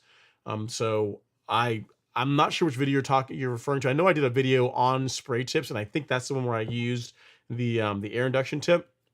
But I don't use that on my lawn. Like literally the one that you probably saw in that video, which I believe is this one right here. It lives on my desk, and I use it to talk about it in the live stream. I never use it on my lawn. It's either the foliar spray tip or the white the white flood jet tip, which is in the garage right now. So hope that helps, Jason. For most people, a foliar tip or a flood jet tip is all you're really going to need. Air induction is really, again, if you're just trying to get a slightly larger droplet to help minimize drift, but for most of you guys, that's not really a problem. All right. Next up, we have a couple of questions here. This one is from Mr. Greengrass. And he says, thoughts on putting down Double Dark from Yard Mastery in mid 80s next week as my last granular application. I live in Tulsa area, and temps will be in the low to mid 80s next week. If memory serves me, I think that's just a nitrogen fertilizer, which this time of year I'm a fan of applying a fertilizer that has a bit of potassium in it. So you can if you want, but I like to have some potassium in the fertilizer when I'm closing out my feeding program. If that's all you got and you don't want to go out and buy another fertilizer, sure, use what you got. But for me, I would prefer a fertilizer that has some potassium in it. So hope that helps, sir. And I can't really comment on that product 'cause I've never used it personally, but I believe the formulation is only, I think it's only nitrogen. I'm pretty sure about that. I might be wrong, but I think it's only nitrogen. And again, for this time of year, I would do something with some potassium in it, like our 12-0-24. I think Yard Mastery also makes a fertilizer that has higher potassium as well too. I would do something like that. So, hope that helps. Green Grass Envy. Okay, next up is Ashanti. He says, "I already answered your question about the how to cut reset." And then Jason Carney says, "What's your armyworm and grub preventative schedule?" Great question, Jason. So what is my armyworm and grub preventative schedule? So what I will do is I will apply acelepryn, which is the insecticide that I use on my lawn. For grubs, I will put this out in late March, early April. And then for armyworms, I'll put this out in late July, early August timeframe. So August timeframe for armyworms, and then in earlier in the season, Aprilish timeframe for grubs. That is reflected if you go to our lawn care schedule. You'll see that in April, I think so. Where is it? Yeah, in April, we have acelepryn SC, as you can see there. That's for a spring insecticide application. And then I think I had to do the second one in August. So then late July, early August, you can do it again. So this schedule that you see here reflects what I do. So April and then again in August, Jason. So hope that helps, sir. If you have any other questions, definitely let me know. And that's a good one. So I will save that one. So I'm sure other people are going to have it. All right. Next up is Jim Schmidt. And actually, Jason, if you don't have that, this is the schedule that I'm talking about. I'll link it for you here in the chat. That's it. All right. Jim Schmidt is here up next. He says, "Hey, Ron, North Florida. Like you, I recently switched over to 12-0-24 for my remaining FERT program through October. Last year, I did a 0062 for more potash in November, December. Approve or disapprove?" Yeah, that'd be okay. If you wanted to do that, that'd be fine. The thing that I really want to encourage you to avoid are heavy nitrogen inputs in the fall, Jim. I really wouldn't do that on a warm season lawn. That's just you're gonna create more problems than it solves by doing that. I know for cool season turf grass, there's something called the nitrogen blitz that they like to do, where they like to load up on nitrogen in the fall. You don't want to do that on a warm season lawn at all. So if you're using 12-0-24 now, that's great. If you feel like you also want to go with a heavier potassium in November, that would be okay too. The big thing I want you to avoid as we get later on into the fall is avoiding N inputs, because the lawn's starting to slow down. It's starting to go dormant. You really don't want to try pushing a lot of growth by pushing a lot of nitrogen into the soil. So I approve, man. I like it. Works for me. All right, Rad 1986 is up next. He says, "I'm finally mowing my newly overseeded lawn and it's looking good, just not as dark green as I'm used to. Thoughts on using liquid iron like Feature with new baby grass in the mix?" Well, it's new grass, man. Here's the thing. You know something, y'all a little bit too demanding, man. You just overseeded the lawn. It's just finding its way in the world, and you guys want it to like look dark, deep, like Augusta National in April green. A month after you just put it out, you gotta give it time, man. Here's what you're gonna find, Rad, is when your overseeded lawn is really gonna look its best is next year. In the fall, it's gonna look nice. It'll look okay now, but really in like March, late March timeframe next year, it's gonna look absolutely gorgeous. Pretty much, it's going to look its best when you actually need to start getting rid of it so the Bermuda can grow in, which is kind of painful, but that's the truth of the matter. As far as putting on a micronutrient with iron in it, you can, just don't overdo it. I mean, again, it's a new lawn. As it grows in, as it thickens up, the color will improve. But I wouldn't try and force it too much. Again, it will get darker throughout the fall, but really it's going to look its absolute best next year in the early spring. That's when it's going to really look incredible, and that's when you have to go out and break out Celsius or whatever you happen to be using to get rid of it. All right, next up is Jim Schmidt. He says, "Then I shut it down. for January and February, except for Essential G. Yep, that's it, man. So you're doing pretty much what I do. I don't do a potassium only fertilizer in November, December, but overall, we're tracking. We are on the same wavelength for the most part, as far as no N going in the lawn during the winter, and then just really Essential G inputs, and that's about it. And then Ryan Contento says, any crazy storm stories growing up in the Caribbean? Yeah. So here's the thing. Not to make light of the hurricanes that we get here in the States, but like you don't really see real hurricanes unless you're like in the islands. Like when you're back home, when you're in the Caribbean, you see real hurricanes. Like the first true hurricane I experienced was Hurricane Hugo, and I think that was in '88. Oh, when it was, I'm dating myself here. Hurricane Hugo. When was it? I think it's 88 or 89. Let me see here. Hugo was in 89. Yes. So Hugo was crazy in the sense that when you see hurricanes now, you see like a bit of rain falling, a little bit, it's going kind of diagonally. Hugo was the first time I saw rain literally go sideways for hours on end. Like you look outside and it's just like the rain is literally not falling down. It's like literally going sideways. It was so bad. The island I grew up on, St. Eustatius, is 13, 14 miles from St. Kitts. We had a license plate from St. Kitts that ended up on our island. So it's just a whole different level of chaos. You look out at the ocean and it's like you could see. I remember watching the ocean. You'd see literally I don't know if you call them water spouts or tornadoes that were forming. That you'd see like just walls of water. Just it was just if a boat were out there, they would stand absolutely no chance. And tell you how bad it is. Like Hugo permanently changed the beach on the Caribbean side of the island that I grew up on. So before Hugo, we used to be able to go to the beach and like there's a road and then there's like a bunch of like old ruins from like way back when that island was used for like slave trade. And then you probably had, I don't know, 30, 40, 50 feet, maybe even more of like beach. I mean, it was big enough that we should be able to play soccer on the beach, right? And then Hugo came and it completely changed. It was never the same. Like the water came in and that area, like we never had as much beach there ever again. Even to this day, it's not the same anymore. So that happened, and then Hurricane Luis was something else. And then Hurricane George, I think it was either Luis or George, was this massive storm that was like moving. It would never end. The storm just went on and on and on for hours. It just for days rather. It was a really slow moving storm. So it's like my experience with hurricanes is very different to what most people experience here. Like you have experience with a hurricane here and it's bad for a day or so and you have power outage and this kind of thing. But like literally we are all leaving the main house and going to a designated building that's made of concrete, like every 8 feet, it's like poured concrete pillars, concrete roof, because that's what you had to be in, to be safe. And then when you left, it was like just devastation. I mean, like power's out for long periods of time, like trees all over. I mean, just a colossal mess.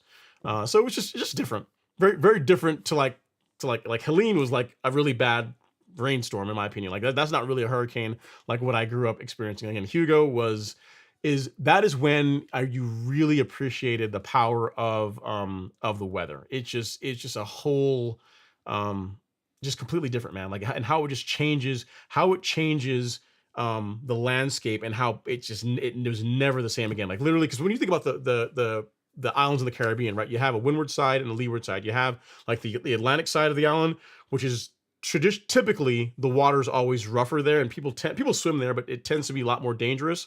And then you have the Caribbean side of the island, which is tends to be calmer because the island, in some ways, like forms like a I don't know, like a dam, like a bay of sorts, right? So the water on the opposite side of the Atlantic Ocean tends to be calmer. That's where the nice beaches are, and that's where we used to go hang out and play and all this kind of stuff. And it was just absolutely destroyed by Hugo. Again, the beach has never been the same. Still not the same to this day. So yeah. But yeah, I can't think of any crazy stories. I never had a roof come off that I was on anywhere that I was in. Yeah, no, I mean, that's it. Just watching rain fall sideways, literally go sideways for hours, and then watching the ocean because where I grew, like the house that I grew up in, was probably 15-minute walk from the beach so I could see the Atlantic Ocean. And you can't even really describe it. Like, you ever watch those movies like the worst storms, where these ships are in these worst storms and you see them, like, like massive waves. It's like that. It's like you look at the ocean and you just don't believe what you're seeing, because it's just, you'd see like big voids form, and then what waves would come in and fill it, and the big thing was just that the water spouts, the tornadoes that were in the ocean. It's just chaos is probably the best way I could describe it. So what we get here, at least what makes it to Georgia, where I live, is nothing compared to what I grew up with. So it's I guess that's a good story. I mean, you can't really, you're not really going to appreciate it because you didn't experience it, but it's again, rain sideways for hours and hours on end, and just the sound that wind makes when it's 120 130 hour winds for hours and hours and hours on end. Oh, and one other cool thing is the eye. So because you live here in Georgia, we don't really have, like, the eye of the storm doesn't really hit us. But the coolest, probably the coolest thing about a hurricane is, if you happen to be where you're directly in the path, where the hurricane's going over the island, and it's just like, death, destruction, rain everywhere, and all hell's breaking loose, and then the eye passes over the island, over the island, and during that period, it is like beautiful blue skies, like the rain stops. It's like it's kind of surreal how it goes from chaos to calm, and then it starts all over again with the wind going in the opposite direction.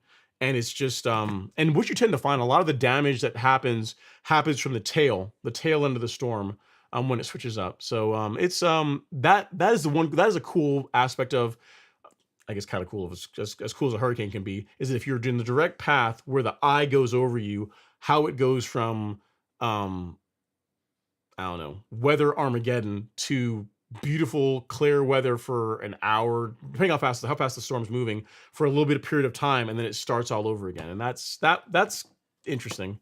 But yeah, that's about it. I haven't experienced that in years because I've been living in Georgia, because we don't really have really bad hurricanes here. Thank goodness.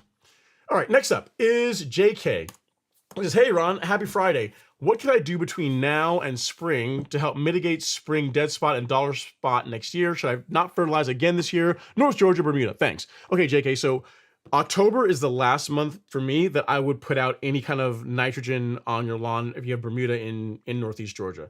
There are people that go later on in the season, but if you're trying to be conservative and really prevent spring dead spot, doing a lower nitrogen input now, to close out the season, is a good idea. So what I'd use is I'll show you what I'm going to be applying, is going to be our 12024, which is this guy right here. This fertilizer, it's a lower nitrogen, higher potassium fertilizer. This is what I'm going to be doing this weekend. That's going to be what I will end the season with. Outside of that, I would also do a fungicide application now in October, which is practically this weekend, and then again in November. And then that's it. So your last granular nitrogen input is going to be like this weekend, within the next week or so, and then preventative fungicide now, and then another one in November, and then call it good. And by doing that, I didn't have any spring dead spot this year, and it's made a really big difference. So that's what I'd recommend if you're really looking to avoid that. Hope that helps, sir. It's a great question. Yeah, so that's, and because spring dead spot, the nasty thing about it, as the name implies, is that your lawn is waking up and it's looking great, and you're like all excited, and it's all green up, and you got this one area, could be 8 inches, could be bigger, a circle that's just dead and looks really unsightly, and there's nothing you can really do about it until it just grows in. And normally what I found is when I was dealing with that, I would begin seeing it like in March timeframe, late March, and then by June, late May, June, it would be completely filled in. So you're looking at a month and a half of it filling it, for it to completely that one spot to fill in, recover with the rest of the lawn. So best to just avoid it in the first place by just not trying to push a bunch of growth in the fall this time of year. That is what I recommend. And a fungicide app and limiting the amount of N going into the soil will, between those two things, will put you in a good spot. All right, I don't play point is up next. It says, should I still be using starter fertilizer or regular fertilizer for a 3-week-old lawn? Depends on what your soil test results say. I don't play point. So, for you establishing a brand new lawn, if you want to use a balanced fertilizer like our complete 14714, like this guy right here, you go to shop and then lawn fertilizer. assuming it loads. Let's see. Hopefully my internet's not going out. Shop and then lawn fertilizer. And yeah, so this guy right here, like this is a great choice as a starter type fertilizer for a new lawn or a lawn you're doing from seed. But then really, your soil test results are going to dictate whether or not this is what you should continue to use or whether you need to switch to something like either Humic Max or the Stress Soil 024. So again, great starter fert. I would really only continually use this if your soil test results show that your lawn is deficient in phosphorus. So without that, if it doesn't show that, then I would move to a nitrogen and potassium fertilizer. So hope that helps, sir. Trilla from Manila. He is here, and actually he's not from Manila. I actually met him a couple weeks ago. He for as far removed from Manila as can be, but it rhymes, so I'm gonna stick with it. He says, "Hey Ron, and happy Friday. Hope everyone who was in the path of the storm is okay." Yeah, for the most part, doing well. Trilla. There was a couple of trees down. Power went out for a little bit of time, but overall, not a big deal. It was not bad in this part of the country. Didn't lose internet, which is good because I was thinking about that. I was already making plans, saying, "Oh well, if the internet goes out." I was checking my how much I have on my my hotspot, and I'm pretty sure it was going to be enough to be able to do the live stream because as long as I had power, I could use that as my internet connection and still do the live stream. So I was planning for all that. I had my contingencies in place, but fortunately, they were not necessary. Internet is still here. All right, Gary Kellett Jr. is up next. He says, Ron, plan on putting down pre-emergent this weekend. Would covering the area where I'm spot seeding be okay? I would avoid it. So if you're going to be doing seeding, I would avoid pre-emergent because it is going to negatively impact the germination you get. Now, if you want to go and do it anyway, just go into it knowing that it's going to negatively affect your germination rate. So if you're trying to fix a bare spot in your lawn and you're putting grass seed out, I would avoid putting pre-emergent in that area. So hope that helps, Gary. And then next up, we have Robert. Robert Wallace is in the house. He says, happy Friday, Ron. We made it through the storm, just waiting for the power to come back on. Oh man, I'm sorry to hear that you guys are out of power, man. That really stinks. Sorry to hear that you guys are, the power went out. Hopefully it isn't too bad. It doesn't stay out for too much longer because it really stinks having to buy food or whatever. Or all the food in the fridge going bad, that kind of thing. But yeah, man, hopefully you're staying safe and and hopefully you get power back soon. Thanks for coming to hang out in the live stream. I appreciate it. And then Kyle, okay, yeah, so I answered your question properly. You're asking what I would drop, and to answer your question from earlier, if you're planning on overseeding in the fall in 2025, I would omit pre-emergent. That is what I would not do. I would not do pre-emergent. Everything else you can continue to do with no problem.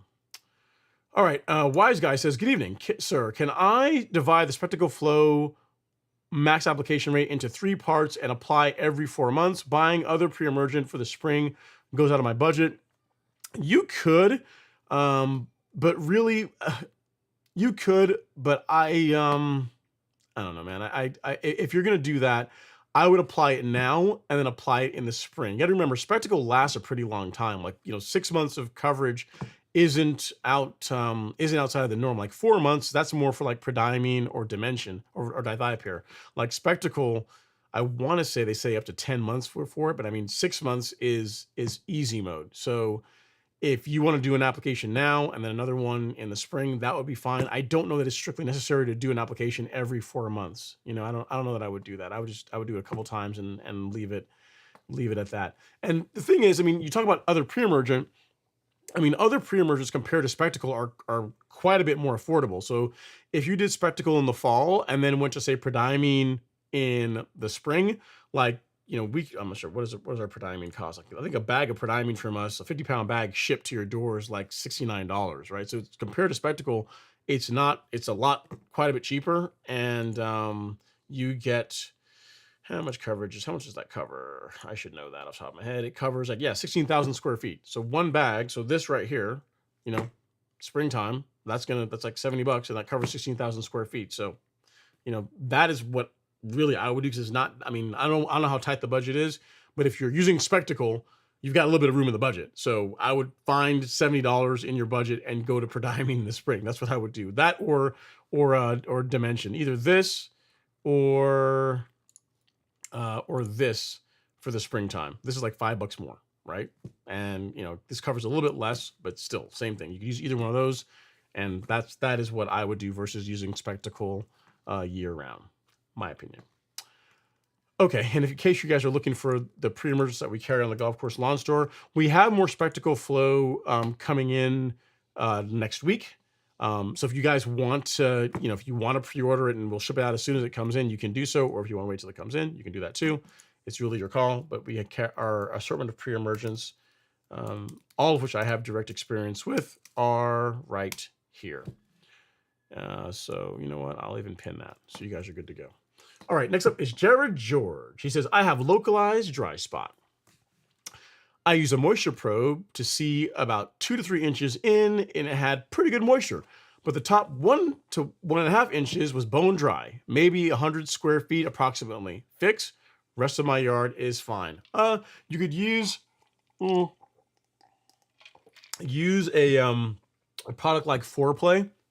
That's going to help improve the moisture retention in that area to where the grass will still do well there.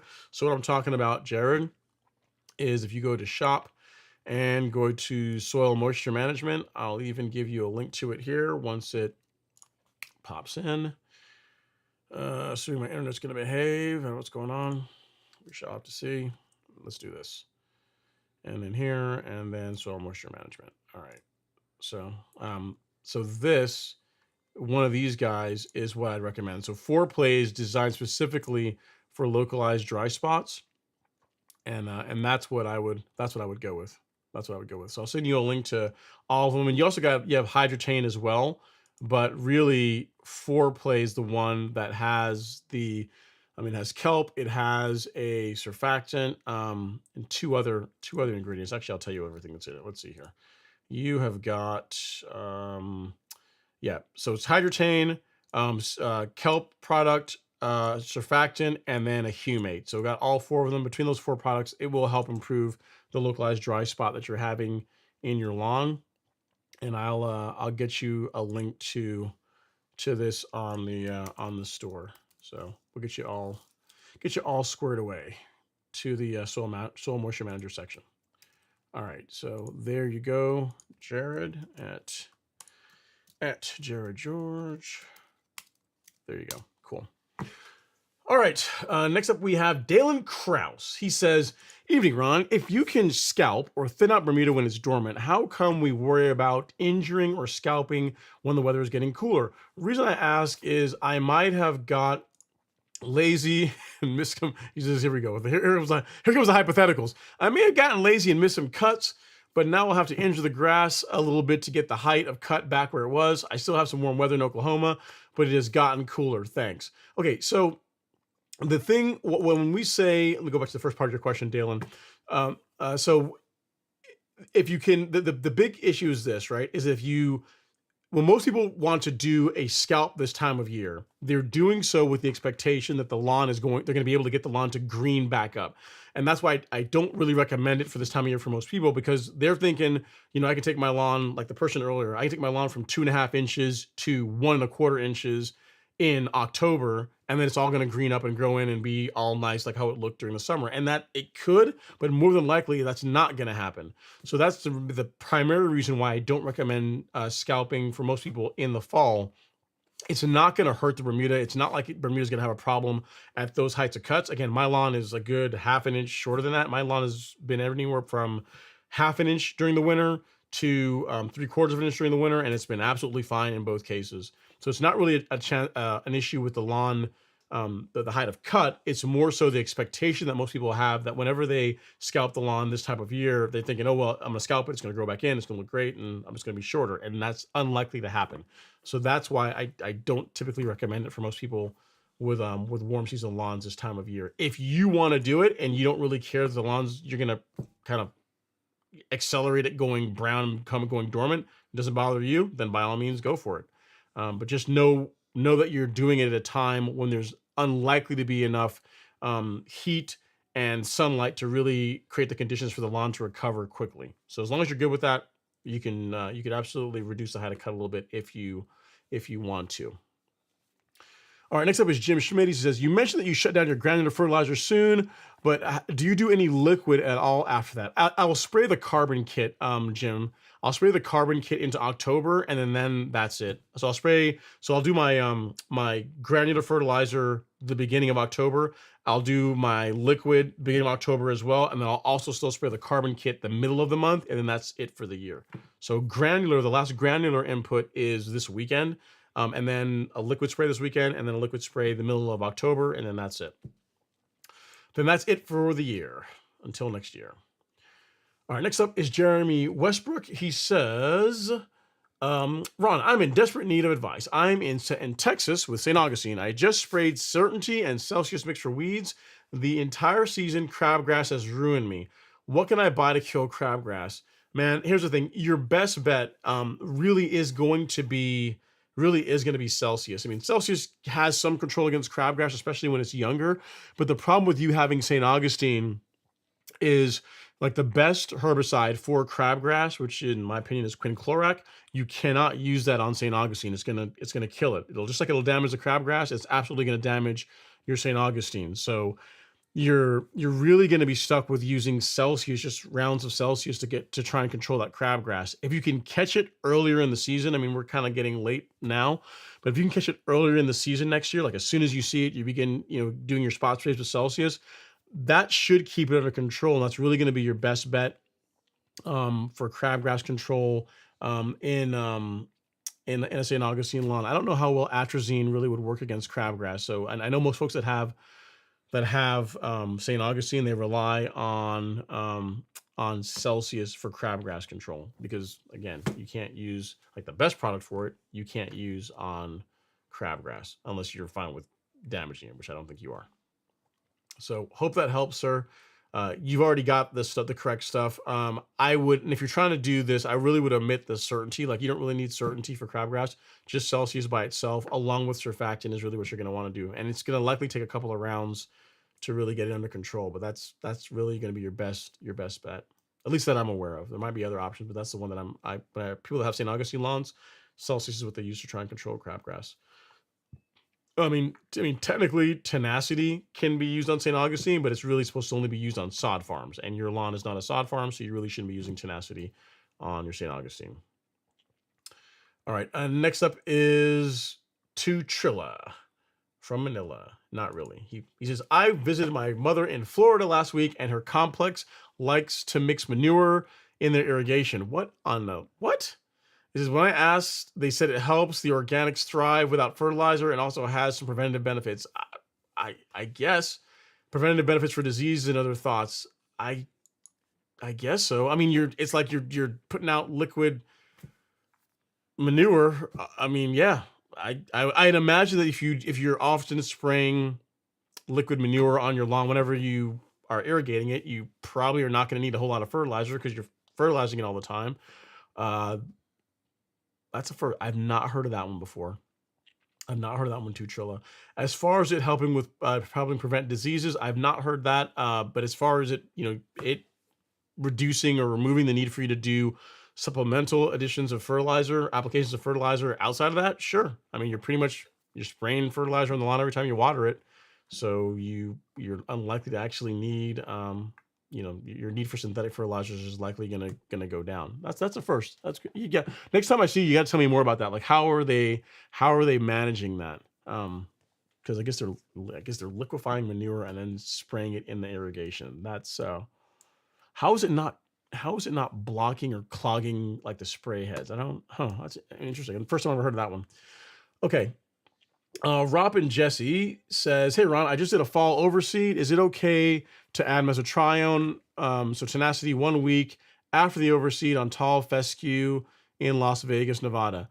Yeah, I mean, I would prefer you'd done it before. As long as it's not germinating as yet, Rob, then sure. But what I'm not a fan of doing is spraying herbicide on newly germinated grass seed.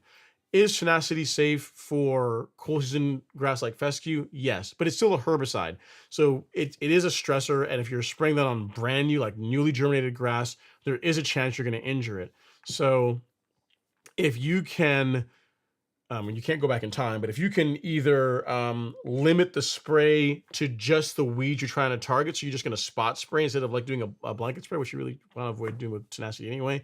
But if you can just spot spray the areas where the weeds are, that could be okay. But I would try and keep it off the newly overseeded parts of the lawn because again, a week for fescue, like you're probably getting some germination already, and I would not want you to go out there and take the chance of injuring your brand new grass by spraying herbicide on it. So that's the one concern I might have. So either spot spray or just wait, give it some time before you get out there and start putting herbicide on a brand new lawn, at least on the newly overseeded parts of the lawn.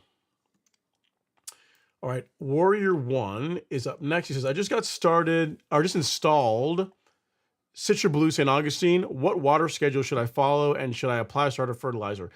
I would, depends on what part of the country you're in, Warrior One. I would use whatever irrigation schedule, like if you installed it or whoever you bought it from, whatever they recommend for wherever you are in the country. Like most places that sell sod will be able to tell you, hey, if you go out and you buy our sod and you install it, we'll ensure you.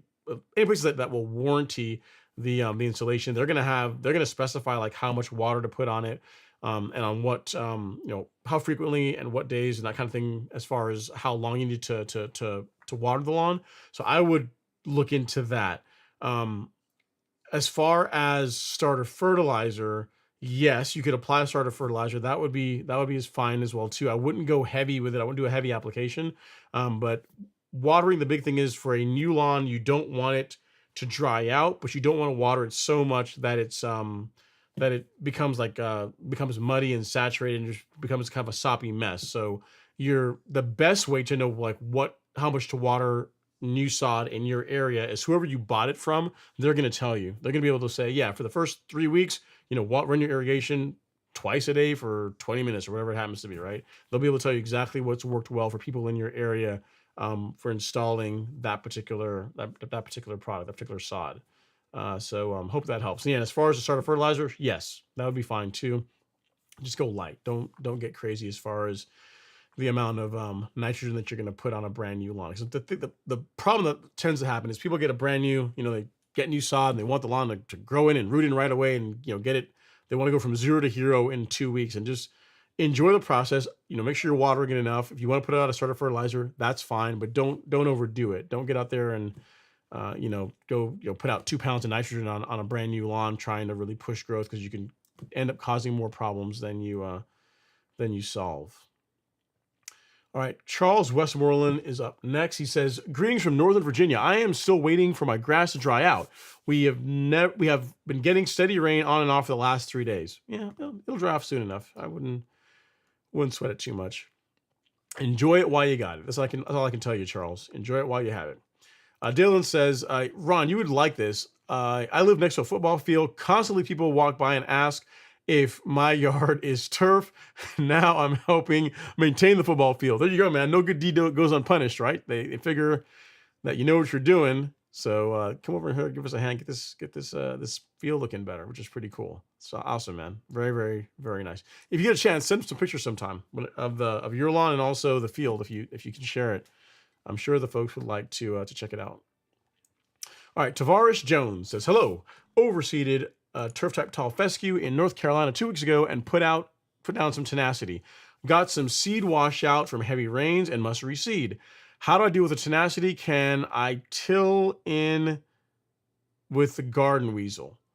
I guess what I would say is this: the areas where you had the washout, I would just overseed those areas and be fine. I would not go out and apply. I wouldn't apply tenacity again, if that's what you're asking me. I would just put grass seed in the areas you had the washout and just go on with the process. Water it, wait for it to grow in, and go on with your day. So if you're asking if I should do tenacity again, I wouldn't. If you need to go out and reseed certain areas, that's fine. And yeah, just water it and do what you were doing for the rest of the lawn that did grow in well. Hope that helps, Tavares. It's a good question. And next up, Actually, I'm going to save that one because I'm sure other people this time of year are having the same problem. All right, 140. All right. Next up, we have Jason Carney. He says, when should you absolutely stop applying fertilizer in the fall? Follow a YouTuber who puts out a triple 10 fast release in October for his final app. Yeah, so October, it depends on the kind of grass you have. If you have cool season grass, you can feed it well into the fall as long as it's still growing and obviously the ground isn't, there's not snow, the ground isn't frozen where you are. If you're in Northeast Georgia, you got warm season turf grass. I am a fan of doing your last granular fertilizer app in October. So the beginning of October, like now, late September, early October is when you would do your last granular input. And then that would be it. That's what I do. I mean, and that is reflected in the calendar or the schedule that is right here. If you go to resources and then lawn care schedule, and then go to option 5 in the menu, the table of contents, the monthly application schedule, you'll see that in October is the last fertilizer application. I am giving you the rate that I use. The last fertilizer application of the year, 12/0/24 at 4 pounds per thousand, which equates to right around half a pound of nitrogen. Not a ton, not a ton. So that is what I do, Jason. So hopefully that helps.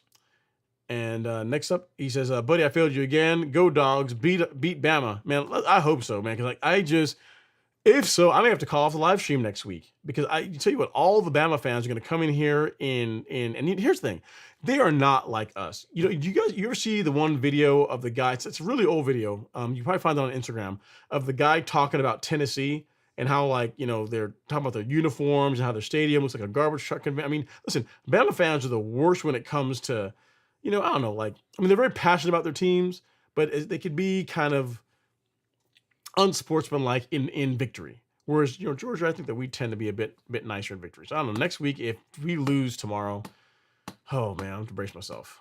It's going to be ugly. It's going to be ugly. I'm preparing for it. So hopefully Kirby and the boys can get it done so I don't have to deal with that. And all I'm going to say if Georgia wins was, you know what? It was a great game, Bama. You guys, fought hard. You had us on, in the corner for a lot of the game. And, I'm glad that we came out on top. I was going to say that. I'm not going to be like, how you guys would be. All right, next up is Archie. He says, wow, LG is back. Good to see you here. Yeah, man, he is back. And then Ashanti says, St. Louis style ribs, hands down. And to get rib talk, he's on with Ashanti. St. Louis are the best, minus the rib tips, but I do like a bit of vinegar in my sweet and sticky sauce. Okay. I get it. I'm sure you guys are, you're more in the rib game than I am. Terrence Stamps is up next. He says, hi, Ron and crew. I noticed with a lack of water this summer, leaves are falling early and messing up my overseeding project. Using the blower ends up blowing the seeds around. Yeah, I mean, yes, I guess, Terrence, but I mean, if you put the seed down and you watered it in, I would think that they should start germinating and start rooting in. So, as far as you going out there and every time you're having to blow leaves, it's blowing grass seed around, that I wouldn't think that should be a regular problem for you. Long and short of it is, it depends on how much leaves we're talking about. Like if you look at our blog posts, one of our recent ones here, I use this as an example. I think I need to restart Safari because this is not behaving. Let's see here. Let me see if I can. There we go. So blog, and where is it?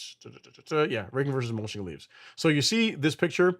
If your leaves on your lawn are here in the background, that's probably gonna be okay. I wouldn't worry about that too much. But if it looks like that, then yes, what we have here in the foreground, then you want to get rid of that. And just be reasonable about how you how you blow the grass seed up. Maybe don't fire the blower straight down, or maybe make the angle more shallow that you hit the leaves with, so you can kind of just blow them off and not disturb the seeds as much. You can try different techniques for doing that, but again, that really shouldn't be a huge problem if the grass seed starts growing and starts germinating. You really shouldn't it should be rooting in, is what I'm trying to say. You shouldn't have a problem with it getting blown away whenever you get rid of the leaves on your lawn. All right, LG's up next. Is he celebrates 33 months of membership. I appreciate it, LG. He says, sorry for my sudden absence. I got into that gambling. I think I already said this. Taking a break from that for now. Thank you for that sweet Tango Bolero. You are very welcome. And I'm not sure what that is, but it's not for me. Okay, Fresh Apples is up next. He says, hey, Ron, I got a ton of ants. What can I do about them? Also, I have some bare thin spots. What can I do about those? I think you have a warm season grass, Fresh Apples. I think it's Bermuda, if memory serves me. This time of year, there's not a whole lot you're going to be able to do about bare areas in the lawn because weather's cooling off. The grass is growing a lot slower. So it's just like unlikely you're going to get be able to do a whole lot about that now. As far as ants go, it depends on the kind of ants you have. If it's fire ants, then you can use a product called Advion, fire ant bait. And if it's not fire ants, then you can use there's also an Advion insecticide, which is not fire ant bait. So either one of those will work well depending on what you're targeting. So again, if it's fire ants, Advion fire ant bait. If it's not fire ants, then just Advion insecticide. So I'll find both for you and get you squared away. So Advion fire ant bait. So this is, where is it? There we go. Tell you what, that is one thing that's stayed pretty well. The price of that has not gone up like crazy, like most things, unfortunately. I should say fortunately, not unfortunately. All right. Can I get you a link to this? I think so. I think I can. Here we go. All right. So here you go. Fresh Apples. This is the fire ant bait. So at Fresh Apples, Advion fire ant bait. And there's also just an Advion insecticide that is not fire ant bait. I don't know why Syngenta did that. I think that's personally a bad call on their part. Like there's Advion, cockroach gel. I guess this is her name for insecticides, but it makes it a bit confusing.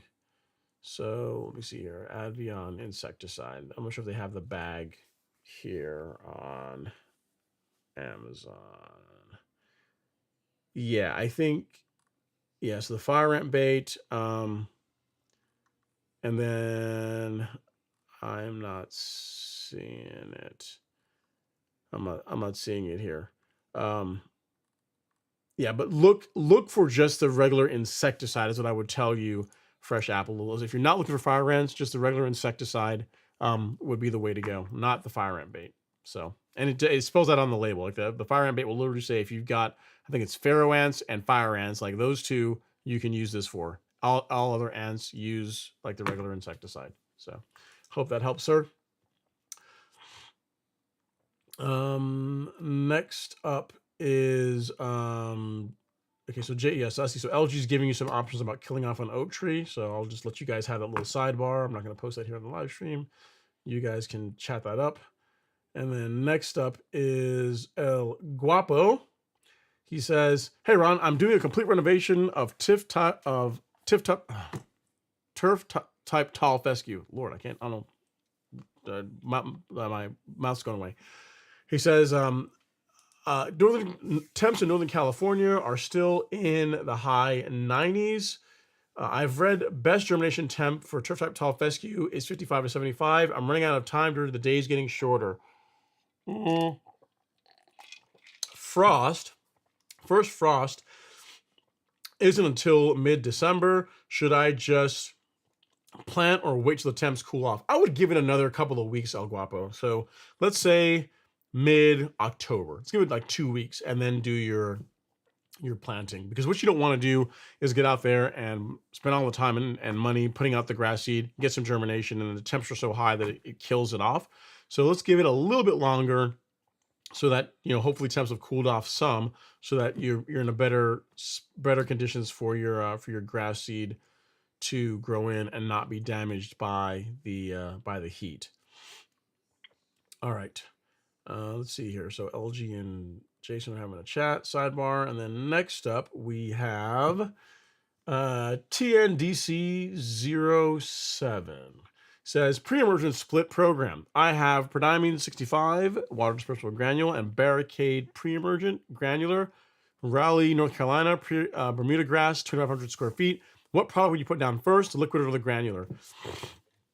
Doesn't really matter. You do know that both of those are the same product, right? They're both, or I mean, there might be different concentrations, but they're both prodiamine. So Barricade is the brand name for prodiamine, the active ingredient prodiamine. So which one you can use? It's really either one will work well. Let me think. Which would I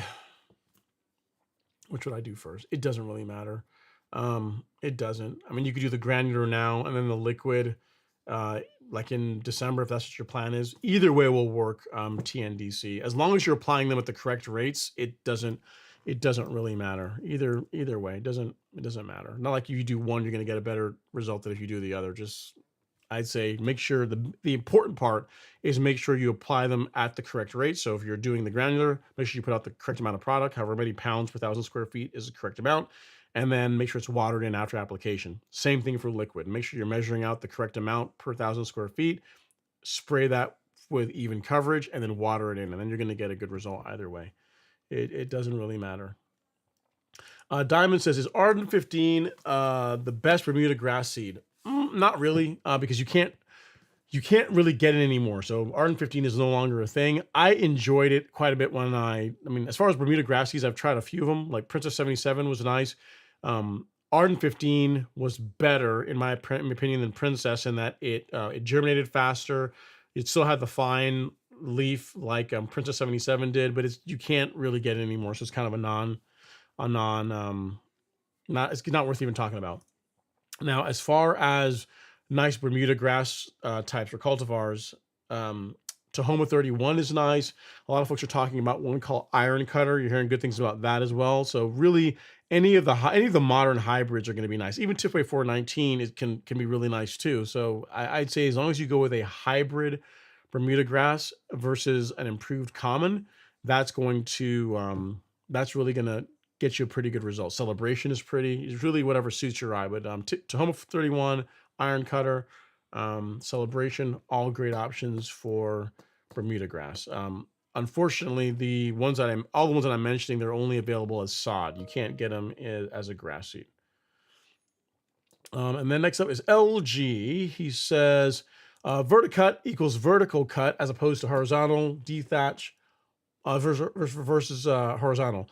Dethatch equals remove dead and partially living material from the soil surface slightly below. Scarify, remove dead material slightly above the surface. There you go. Yep. Great. It's great. That's a great explanation, LG. That's exactly it. And of those three, verticutting and scarifying is really what I'd recommend for most lawns. Most lawns do not, in my opinion, don't need to be dethatched. So verticutting and scarifying is all you need for a great for managing like the debris and organic material in your lawn, in my opinion. All right, Jocelyn says, is it okay to apply fungicide/insecticide now, October, even on new grass from seed? Depends on what you're trying to accomplish, Jocelyn. The answer is yes. Fungicide, yes. Insecticide, I guess if you were trying to if you're worried about armyworms, or if you had that problem in your area and you wanted to use an insecticide like a Celiprin, that would be okay. Is it okay to do on new grass seed? Yes, that's also going to be fine too. Again, as long as you stick to the correct rates, fungicide or insecticide shouldn't negatively impact your grass seed, its ability to germinate or grow in. Big thing is just make sure you apply them at the correct rates as they're played out on the label. For most people, an insecticide app, they would have done that a little bit earlier, like maybe in August or September timeframe. Again, if you have an issue in your lawn or neighboring lawns with, say, like armyworms, which have been a problem this year, and you want to do an insecticide app, that would be okay. So the answer to your question is yes, it would be fine. All right, Jimmy Miller is up next. He says, I made it. I got my soil analysis back yesterday. All the hard work for the past 2 years have paid off. My pH is above 6 everywhere. That's awesome. It's now 6.1 to 6.8. Goal is now to get it 6.8 everywhere. Yeah, but I mean, really, once you're in the sixes, Jimmy, you're good. I mean, you're fine. I mean, I really wouldn't. You're getting to the point of diminishing returns. I think you're fine. I really wouldn't sweat it too much. What you might do though is now that you've raised, I imagine that your soil is more acidic and you're able to raise those levels up. What you might want to do is just say every fall, just do a maintenance application of lime just to keep the pH in that nice Goldilocks zone, that six range. So that's the only thing I might tell you. But as far as like chasing it to try and get it like 6.4, 6.5, 6.6, like in the mid sixes, I don't know that it's really that the juice is worth the squeeze as far as that goes. All right, Justin Judkins says, "Hey Ron, I've been seeing a bunch of baby moths. Should I be concerned? I haven't applied any fall insecticide, just Caravan in the spring. Not, I mean, it's not really, Justin. I would do if you're in an area where there's you are seeing like neighboring lawns are getting damaged from army worms, then I would absolutely put out an insecticide. I would not use Caravan though. I would use this. I would use a Celiprin. So if you go to shop and then go to fungicide insecticide, I would do Acelepryn either in granular form or in liquid form. So one of these two is what I would recommend. So I will get that to you. I'll link that in the chat for you here, and then you should be all good to go. All right, I think I got my monitors telling me that I missed a super chat. Let me go back in here and look real quick from Rashid. Okay, I missed one. There we go. Yep. So actually, I got two. First one is from Rashid Turner. Super chat. He's having a hard time understanding the difference between verticutting, dethatching, and scarifying cartridges in terms of effects. Yeah, so what LG said, Rashid. So verticutting, you know what? I can actually show you them. Let's do this. Story time, show and tell, courtesy of Allet. So because they have all the cartridges. So a verticutter looks like this. So this is their verticutting cartridge, and as you can see, it has vertical blades that the way I set mine up is for the blades to be 2 to 4 millimeters above the surface of the soil. Idea behind that is to gently thin out the turf. So verticutting is something I do May through August once per month, right? So that's the purpose of verticutting. Mainly as a way to gently thin out the canopy. Next up, we have the turf rake, also known as a scarifier. This guy is the spring-loaded finger, spring-loaded tines, and this you can use more regularly than the verticutter. It's great for cleaning up debris. So if you got leaves in your lawn, say you're someone that mows your lawn and you don't necessarily bag all your clippings. I don't know why you wouldn't do that, but let's say you didn't do that and you're trying to lightly and gently remove debris from the lawn. A scarifier / turf rake is a great tool to use. You can do this weekly if you wanted to, if you have the time to do it. So this is less aggressive. Of the three things you mentioned, you mentioned a verticutter, you mentioned a turf or scarification, and they also mentioned dethatcher. This is the most gentle, the least aggressive of the three things. So this is least aggressive. The verticutter is going to be a bit more aggressive than the scarifier, and then finally we have the dethatcher, which I don't think they have one here. So let me see. Let's go over to their home mowers. I think they have the dethatcher unit still here, maybe under the Sterling. So yeah, so this is a dethatcher, and as you can see, it's literally like long metal blades with like hooks, like hooked end, which tend to do more of a tearing or ripping at the turf. So this is very aggressive. I really don't recommend this for most lawns. This is the most aggressive of the three that we've been talking about. So dethatching, if you had a lawn that's been neglected for 5-6 years and it's like highly compacted, lots of trash in it, and you wanted to go out and do like just give it a good reset, I could see dethatching it one time, and then I would transition to verticutting and turf raking. So dethatching is not something like I'll put it this way. I don't own a dethatcher. I have a verticutter, I have a turf rake, and I also have a solid tine aerator, and that's what I use on my lawn. I don't dethatch it. So, and this is, again, for the reasons that I explained, this is the most aggressive. Really don't recommend this for most lawns. Most lawns do not need this. You'll be better served, frankly, with a verticutting cartridge and a turf rake. Between those two, that's really all you're going to need to really maintain your turf really well. So thanks so much for the super chat. Super Really do chat appreciate it. Hopefully received. that helps. If you need any other questions or have any other questions, let me know. And then next, what is LG? Super chat Does anyone have a super received. chat war with me that benefits no one but Ron and Google? Archie, where you at? I don't know. I guess no one's taking you up on that. LG. I think it's just you for right now, man. But I'm sure you never know. You guys can set it up, and you guys can do that at some point if you want. I'd appreciate it. As you said, benefits me and Google. Google takes, I don't know, I'm sure which percentage. I forget how much Google takes, but they get a good chunk of it, as they should, right? They're paying for the bandwidth and the servers and all the technology that makes this work. So, I mean, it's not free, right? It's not free. All right, next up we have Rich70. He says, foreplay fixed my localized dry spots, worked awesome. So there you go, Jared. If you are you have someone that had the same problem you had and they use foreplay, so I would give that a shot on your lawn. It's been getting really good reviews, and I'm pretty sure it's going to help fix the problem that you're having in your lawn. All right, so I have a question here on the gram. Okay, so E.E. Williams says, how can I get rid of crabgrass and my Bermuda grass without pulling them by hand? Yes. So what you can do is you can use a selective herbicide called quinclorac. Bermuda tolerates it very well. So I will find it here for you, sir.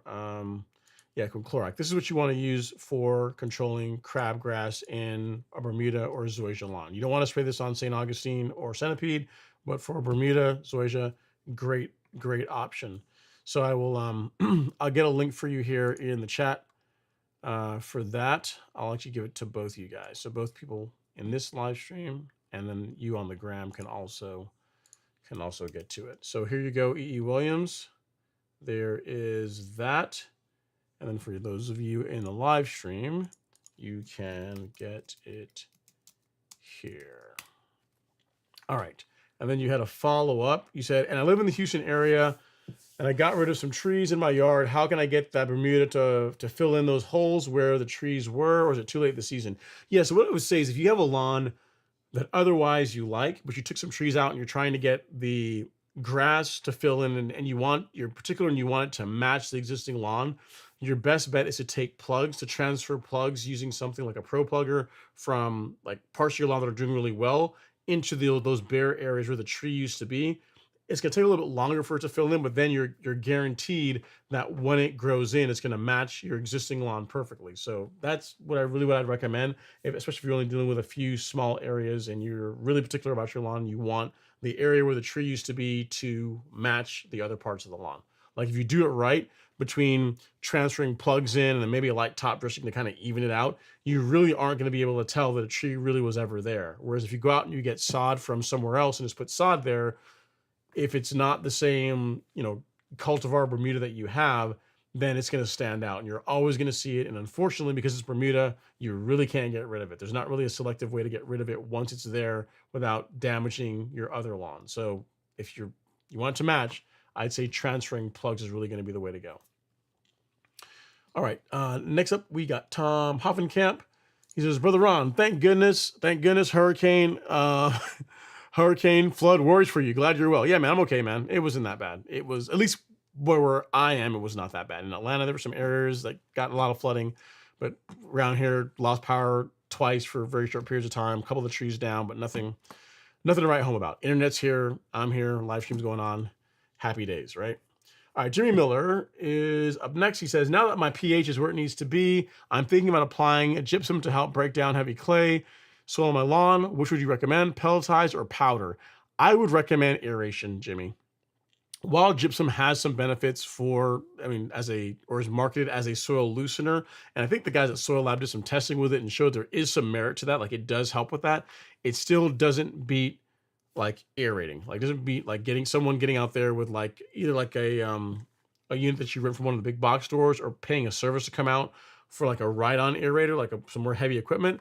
Like that's going to do a better job relieving the compaction than using a liquid product. So hope that helps, sir. I would lean you towards aeration, and I wouldn't do it this time of year. I would wait till next year. So yeah, and if as far as if you want to go out and just put out your gypsum now, it doesn't matter. Pelletize is probably easier to apply than the powder. But then next spring, I would plan to get the lawn aerated. All right. Thanks for that, Tom. He says best wishes to everyone affected by the hurricane. And he says, which is quicker, goal as aeration and sand in June or May? They're going to be about the same. Like aeration, like actual hollow tine aeration is going to be the best. And if you pair that with your leveling work in May, I'd say June. I wouldn't wait till June. I would do it in May. If you pair that with your leveling work in May, you're going to be in great shape. I would absolutely do that. Next up is LG. Yes, you see, LG, you and I are on the same thing. It says manure in an irrigation system. I hope they have a backflow preventer installed in that complex. That's a good point. That's a good point. And I'd like to see how that works, man, because unless it's like a really a wide nozzle, a very wide orifice on that nozzle, I don't see how it's not getting clogged. You know what I mean? But they've obviously got it figured out somehow. Interesting. And then Sovereign Design says farms in Michigan do a lot of that. They spray manure, in the irrigation system, I guess it's a thing. And then Tom was weighing in, Jimmy, on your question on pelletized versus powder. He says you'll likely prefer pelletized. The powder's a giant mess. Cannot use a regular rotary spreaders for it. So yeah, so pelletized is the way to go. Jimmy Miller says, has there been a price increase in the Revolution 26? I thought I saw Facebook posted at $3,100. It was priced at $27.99. Yeah, I'm not sure, man. You have to go check Real Rollers website. I'm not sure if the prices went up. I'm not sure if they got pricing here. Let's see. Buy now. It is, still $27.99. So on Real Rollers website. So if you get the Revolution 26 6-blade reel mower, the Honda GX, in all its glory, still $27.99. So someone's got it $3,100. That's a bit steep. You can buy it brand new from the manufacturer for that amount. Maybe the $3,100 includes them shipping it, but I can't imagine it's going to cost $300. It might cost $300 to ship a mower, depending on where you are in the country. But yeah, Real Rollers, for what I'm seeing, still has them for $2,800. All right. Ron and Jesse says, regarding my fall overseed, how can I control spurge coming in with the new grass? Thanks. You really can't. So what I would say is this, is if you have a spurge now, control it now. Like get your selective herbicide out and spray the spurge. Try and control as much of it as possible. Put out your grass seed and then focus on getting that grass seed to germinate and grow in. Once it's established and you're out there mowing it, then you can deal with the weeds after the fact. But what I wouldn't want you to do is get out there and be spraying herbicide to try and control the spurge on a brand new lawn. I mean, outside of like maybe spot spraying in a few areas, like that could be okay. But if you're talking about blanket sprays, I really would avoid that on a brand new overseeded lawn, because it's not worth the risk, right? Like you're just putting all this time, money, effort into thickening up the lawn using an overseed. You can always control the spurge after the fact. You can always take care of it later. But if you go out and damage the lawn by spraying herbicide now, on a newly germinated grass, then I don't think it's worth it personally. I would wait. I would wait and deal with the weeds after the fact. That is what I would do. Okay, next up is let's see here. He says, hey Ron, catching up on your videos from a few seasons, and you have changed your routine over time. If you could restart your lawn renovation with no budget, what would you change?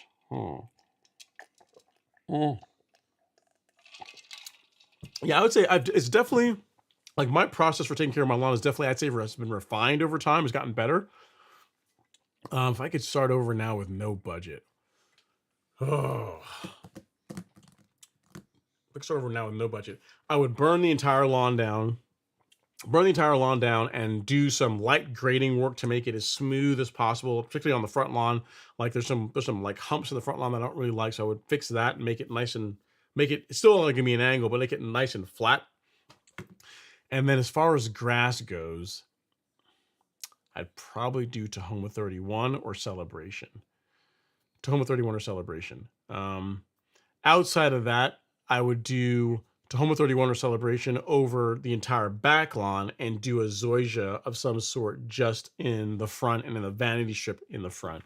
That's the only thing that I would do differently. But as far as like my process goes, like as far as the verticutting and my nutrient program, like I would keep that because that's worked really well. I wouldn't really change that. I'm really happy with where that is. Like from this year to next year, there's really not going to be a whole lot of differences in that because I've gotten to the point where it works well, not just for me but for other people. Like there's people that like from all over the country that use that schedule, that product application schedule that's on the store, both warm and cool season turf grass, and get great results with it. So there's not a whole there's that will have very small tweaks over time, but there's not. It's in a really good spot right now.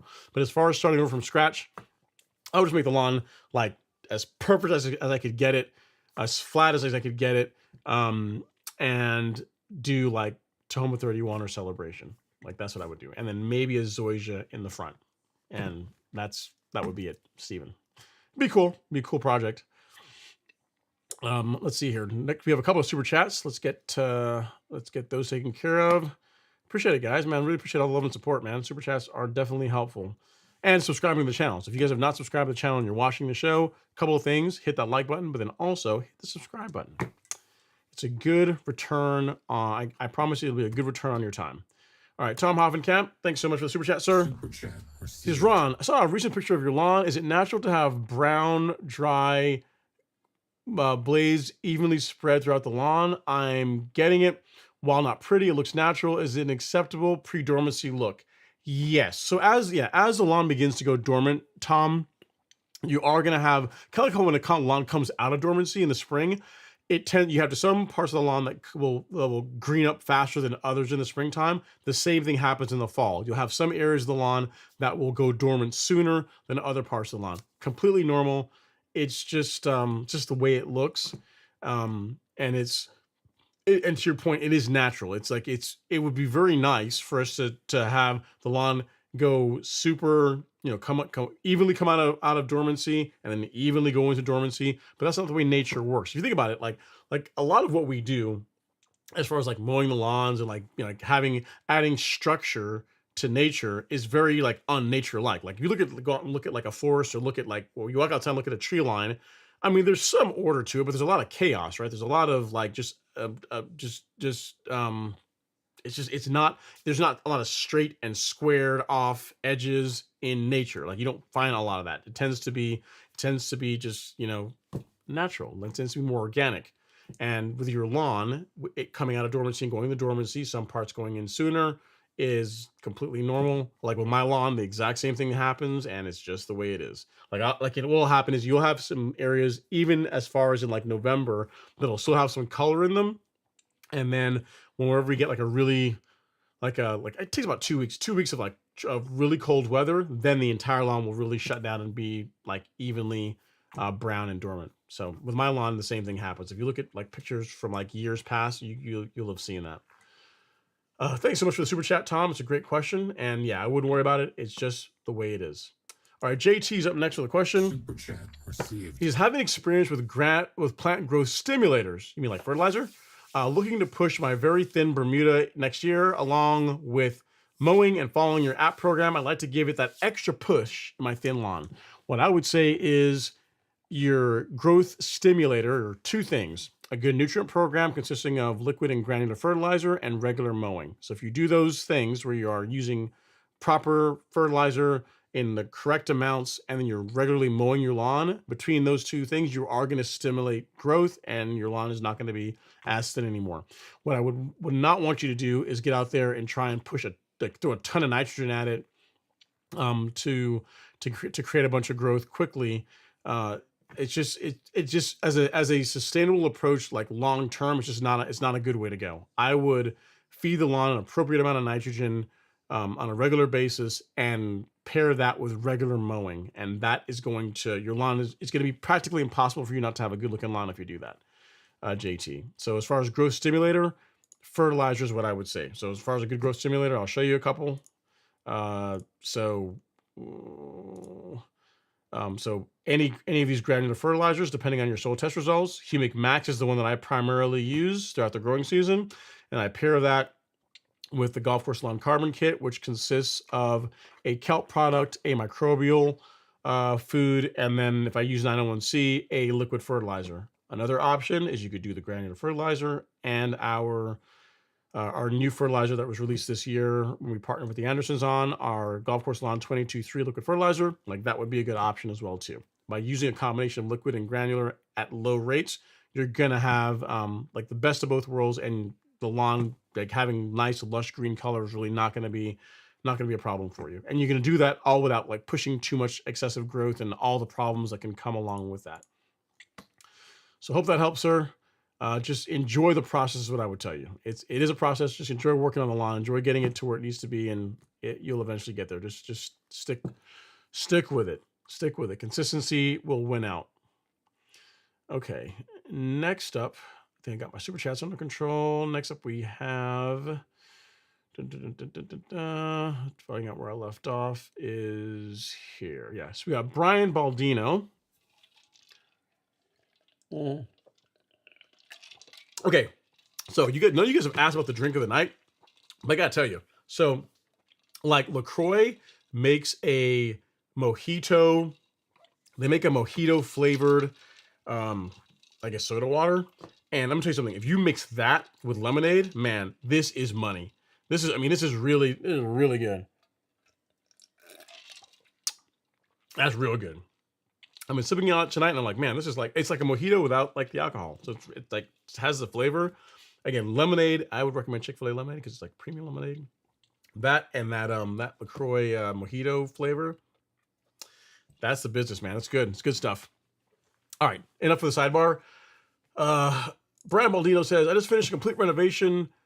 I worked on it daily since early May. Now the water company notified me they want to dig up my water pipes and ruin my lawn. I'm bummed out. I worked so hard. It's okay. It will recover. It'll grow back. But I get it. I feel your pain. I am waiting for the day whenever they have to start digging up the lawns in my neighborhood, because they're going to do, like, if they have to do that to do the new, like the higher speeds for fiber internet. Like I have gigabit ethernet or gigabit fiber. But there's another, if you go to XPS GPON, which is like the 2.5 or 5 gigabit speeds that AT&T offers, I think they may have to do some work to have that, which those kinds of speeds would be pretty sweet, but I don't get my lawn dug up. That would not be a good time. But at any rate, it'll recover. It'll be okay, Brian. Don't sweat it. Hopefully they do a decent job of not doing too much damage, that they they replace your sod when they're done with it. What I might do is, as much as you can, if you're there whenever they're doing it, make sure they put your same sod back. What you don't want them to do is to go and dig it up and then have like a truck over there with like a pallets of sod they just brought in and put that on your lawn, because it's probably not going to match your existing lawn. So that's the only thing I might work with them on, or try and head off. But outside of that, you got your lawn where it is now. You'll be able to fix any kind of damage they do. It's just a time thing. You'll be able to do that. No worries at all. All right, we got a super chat. This one from Mr. Cedric. He's in the house. Thank you so much, Cedric. I appreciate it. Super chat. He says, Big Ron, I missed the Real Rollers event. I'll catch you next season. Turfs up, third down. Stripe action forever. I appreciate it, Cedric. Thanks so much for the super chat. I appreciate all of the love and support. And then next up, we have... It's the hardest part, guys. Anytime I go and do a super chat, it goes to a different screen, and I have to find out where I left off. All right. Next up is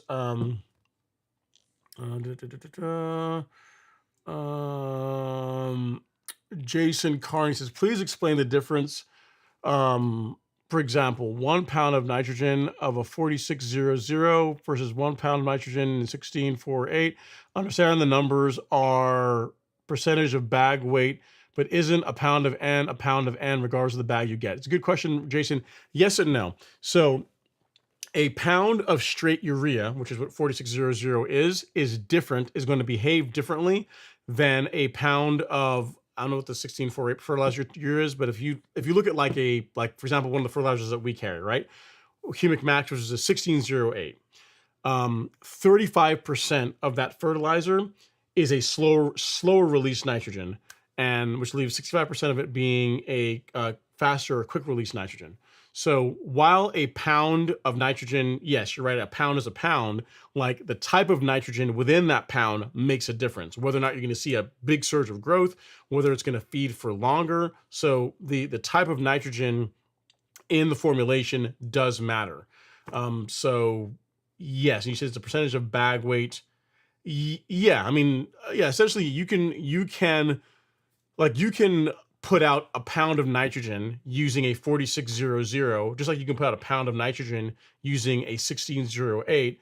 But the type of nitrogen and how the lawn is going to react to it and how long it's going to feed the lawn is going to be different. So nitrogen is yes. So to answer your question, um, a pound of nitrogen is a pound of nitrogen. The results you will get from that pound of nitrogen and how long it feeds are based on how it's the composition of it.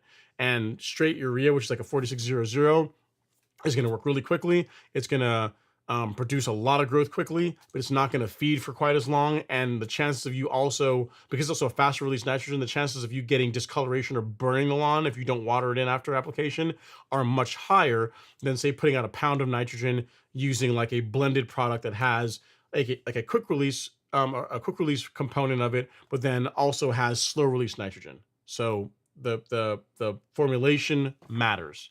So I hope that helps as far as explaining. I think this is what you're asking, but and hopefully that makes sense to you. Kind of like, um, is engine oil? Are all engine oils, or let's say, are all 0-20 zero W20 oils the same, or all 020 oils the same oil? As far as how they behave when they're cold and how they behave when they're hot, in general, yes. But as far as like the additives to them, they can make a huge difference in the amount of wear the engine gets and that type of thing. Same thing with nitrogen. While you can put out technically a pound of nitrogen, how it's formulated is going to make a big difference as far as how it is used by the grass, how it's used by the plant, how much headroom you have as far as the chances of damage if you overdo it. So I am a fan of blended nitrogen products. So some quick release nitrogen, so you can get that fast pop of color and just that quick visual effect. But then you also want something that's going to release slower over time, so it just feeds the lawn for longer. So blended, in my opinion, blended fertilizers, blended nitrogen products are better, or the way to go. They tend to be a bit more expensive, but in my opinion, they're better. Let's see here. And then he says, asking because I hear people say don't put down 4600 in the fall, but put down a 1648 or lower because the N is lower. But if you were to put down a half pound of either, wouldn't it be the same? Yeah, so for the same reasons I just explained, while you can put out the same amount of nitrogen or the same amount of in other words, you can get a half a pound of nitrogen in the soil using a straight urea, or half a pound of nitrogen using a blended like a 1648. But the formulation, the makeup of that nitrogen is going to be different, and how it's going to behave is going to be different. So I would not use a fast release fertilizer in the fall, because really that's going to push a bunch of growth this time of year when you really don't want that. If you wanted to use straight urea, again, I don't really recommend it, but if you want to use straight urea like in the spring or in the like early summer months, or like after a top dressing because you want to get some growth a little faster, that could be okay. But I wouldn't use something like that this time of year. I would use a fertilizer where the nitrogen has a slow release component in it. Okay, next up we have El Guapo. He says, thanks, Ron. Have a great night. I appreciate that, El Guapo. Take care. And then Rashid says, you missed my last super chat. I went back and got it, Rashid. Sorry about that. One of my moderators told me, hey, man, Rashid, you didn't get his thing. So I got people to keep me in check. So got you all taken care of. Now you know the difference between a dethatcher, a verticutter, and a scarifier. So hopefully that helped. And then we have Jimmy Miller. He says, I sprayed Princep on my lawn last Saturday using an ortho hose end sprayer. I did not know you could do that. I didn't know there was a setting for Princep for use in a hose end sprayer, but learn something new every day. Do you think after all this rain, I now have it watered in 3 ounces per thousand? Yes. I mean, all this rain that we've had, it's definitely watered in. I didn't realize that you could apply Princep using a hose end sprayer though. I thought it was, I didn't know there was a calibration for that. I have to go look at the labels. I've got some in the garage. I have to go look at it. I didn't realize there was a setting on the label or a calibration on the label for that. All right, Sheldon M. Yeah, good question, Jason Carney. I swayed between the same similar options myself. At the end of the day, the decision should be between whether you are using a slow or fast release fertilizer. Exactly right. So thanks for that, Sheldon. Exactly. So it's like, yes, straight urea for most people. For most people, I don't recommend it. In other words, if you're asking, should I be using a 4600 on my lawn? I'm going to probably tell you no, because people that are, I'm not saying that you can't get a great result with it. There's people that use straight urea and they get good results using that, but they tend to know what they're doing. For someone that's new to lawn care, that's why we don't even carry one on the store, because if you're not careful, it's very easy for you to overdo it and damage your lawn. But if you know what you're doing, then you can get a good result with it. It just doesn't last as long, and it's really good for pushing a lot of growth quickly, which is what some people will want. So yeah, but Sheldon is exactly right.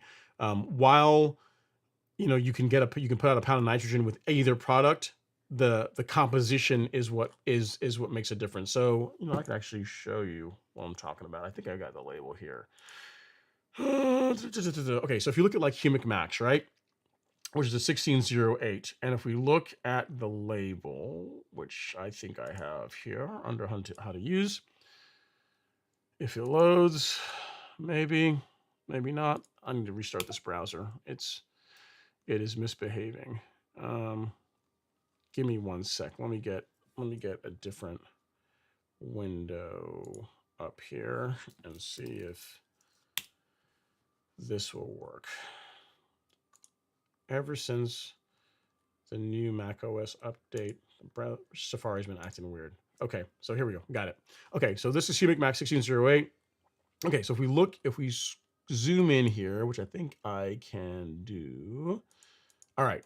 So this is a 16% nitrogen fertilizer, but if you look at how that 16% nitrogen is done, you'll see that there's an asterisk, right? And that asterisk represents the nitrogen that's in here, because it's a blended nitrogen product, that are slow release. So of that 16% nitrogen, you'll see that 3.9% of it is slowly available nitrogen. So the methylene urea, like the little blue, I'll show you, like the little blue dots you see in the fertilizer, this is actually Humic Max.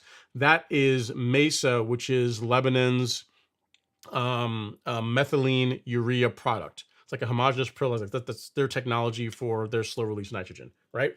So while this fertilizer does have a fast release component to it, you'll see there's also 3.9%, almost 4% slow release. So what that does is it allows it to feed for over an extended period of time, versus like a straight urea, it would be all fast release, meaning it's gonna within a couple of weeks, you're pretty much gonna be done. And again, if you're not careful about how you apply it, and if you don't water it in adequately after application, the risk of you burning the lawn or causing damage is very real. So yeah, so hopefully that helps. And on most fertilizer bags, you should see under the nitrogen section, it should break out like what percentage of the nitrogen is slow release and which part is not. So hope that helps again, Jason. Good questions. All right, next up we got Harper Explorers. He says, what ryegrass seed do you recommend for overseeding Bermuda? I have short 5/16 Monaco starting to change color, and I want to try overseeding with rye or blue Muta this year. So here's the thing. I've never overseeded my lawn personally, Harper. There's a lot of people that use ryegrass seed from Barenbrug, and they get great results with it. So I'd say look into that. I mean, there's tons of different ryegrass seeds out there, but look at the offerings from Barenbrug and see if you and look at the reviews for it. Most people have really positive things to say about their grass seed, so I would just pick one and go with that. And the only thing I would tell you is if you're planning on a overseed, also plan for the fact that in the springtime, you're going to have to get rid of it if you want the Bermuda to really grow in and do well. As far as blue Muta, like doing Kentucky bluegrass and Bermuda, I am not a fan of that, because one, Kentucky bluegrass takes longer to germinate than ryegrass, and if you're going to get rid of it in April, like March, April timeframe, like it takes longer for it to grow in and it's not going to be sticking around that long. So why not use something that's going to germinate faster, fill in faster, and you can get rid of, there's less effort as far as getting it to establish, and also getting rid of it is pretty easy. There's people that try and do Kentucky bluegrass and Bermuda like year round. And I think that in many ways it's kind of fallen out of favor because of all the headaches that it just creates. Because if you're using growth regulator, what you'll tend to find is that the rates that you use for warm season turf grass they tend to be lower than what you will apply on a cool season lawn. When it comes to herbicides, if you got like weeds in your lawn, you got to spray a selective herbicide. Like your options get shrunk drastically if you got like a blend of cool and warm season turf grass. So I just think you're just creating a lot of headache for yourself with not a whole lot of upside. So if you want to overseed during the fall when Bermuda's dormant, sure, use like a perennial ryegrass, overseed it, and then when April hits, spray it out, and then let the Bermuda come in and go on with the rest of your growing season. That's the only thing I would tell you. And as far as grass seed goes, look into what Barenbrug offers. All right, Jocelyn, you're very welcome. And no problem at all. I'm here to help. And then next up, we got Mars B saying happy Friday. Thanks. Hey, hi, Mars B's. Hopefully you're doing well. Hopefully everything's good. I think you're in Tennessee. Hopefully everything is going well for you there. The weather didn't treat you guys too badly. And then next up is Chronicles SM1 says, I rotary cut common Bermuda in Georgia. Currently, my height of cut is 2.5 inches. No irrigation. It's a bit brown. This late in the season, can I reduce the height of cut to 1.5 inches and maintain at 2 to green it up? No. It's unlikely that if you do a drastic height of cut change this late in the year, that it's going to green up. The brown that you're starting to see, Chronicles, is likely the lawn just beginning to go dormant, which is completely normal. It's supposed to do that. If you want to maintain the lawn at 1.5 inches next year, what I would say is when you get to be late to February timeframe, you can start scalping the lawn to clean a lot of the material out and start bringing that height of cut down. And then you can maintain it at 1.5 to 2 inches if that's what your goal is. But as far as doing it this time of year, it's not a good, it's not going to produce the result that you're after. So if that's the reason why you're doing it, I wouldn't. If you want to change the height of cut because you want to get ahead of all the work you're going to have next year and you want to get started now, I mean, I guess you can, but it's highly unlikely that it's going to green up fully if you do a height of cut major height of cut change this time of year, because it's supposed to be going dormant. That's what it's designed to do. That's what Bermuda is designed to do this time of year. All right. Next up, we have is David C says, are we going to be blessed with your lives during the winter? Yeah, man. I still do them. Even in the winter time, there's not a whole lot of, we tend to cut up more during the winter. We talk about football, talk about other things, but yeah, we still talk about grass even during the winter time. Yeah, year round. I do this year round, unless there is unless there's like a martial arts event that I'm going to outside of 2 to 3 weekends out of the year. I tend to not really miss these. So this is like year 4 of doing these live streams, and it's been year round, man. Every week I will be here. I mean, I think last year there was one during Christmas time where I took a weekend off because I was traveling. But in general, every Friday I'm here. Sometimes it gets moved to Thursday if I have something I got to do, but pretty much every week is what I aim for. Because you guys are particular. You get kind of ornery if I don't show up. You're like, hey, what's going on, man? What's up our live stream? It's our one little thing of our one little thing of happiness about lawn care this time of year. What's going on? So I try to do it every Friday. All right, Jimmy Miller's up next. He says, in regards to the question asked by Jim Carney, I have the Anderson's 1808 with 0.38% barricade. When applying it, should I apply at the medium barricade amount or the desired N rate? Goal is for 4 months. Okay, I would apply that at the rate to ensure you're putting out enough pre-emergent. And the way they have the labels set up, Jimmy, you should be able. In other words, the rates they give you should accomplish both things. But given that you're using it as pre-emergent this time of year, I would make sure that you apply enough of it that you are putting enough of the product in the ground to get a good result. I'm not a huge fan of that I don't know. I guess you can. I guess it's fine. Like a 007, I think would be a bit better choice. But I mean, that'd be okay. Your goal this time of year is not to push a bunch of growth. Your goal with that product is to apply pre-emergent. So make sure you just follow the label as far as what they recommend for the correct amount to get a good result with the pre-emergent aspect of that product. I've never used it personally, but I imagine the label they're going to say put this many pounds per thousand down, and you should just you should do that. You should put down whatever they specify on the label. All right, next up is Gary Kellett Jr., which I guess is our last for this evening. He says, looking forward to next year. When is a good time to start PGR on a cool season lawn? Whenever you're actively mowing it. So whenever it's actively growing and you're mowing it regularly, if you want to use growth regulator, you absolutely can. So while I am stopping with my growth regulator inputs for the rest of the year on my lawn, you could continue to use growth regulator on a cool season lawn for a little bit longer in the fall and in the springtime, because your lawns tend to start growing and greening up sooner than ours do. You could start sooner than we do. So a good way of determining whether or not it's a good time for growth regulator is if you're regularly mowing. So if you're out there regularly mowing, twice a week, and you want to use PGR to slow down how quickly the lawn grows, you can absolutely do that. So your mowing frequency is going to drive whether or not growth regulator is something that you should be doing in your lawn. All right, cool. Well, guys, gals, I think that is all we have. I got all the questions answered both on the gram and on the show. I really appreciate you guys taking some time out of your Friday evening. There's many places you could be, but you chose to spend it here with me on the Golf Course Lawn Show.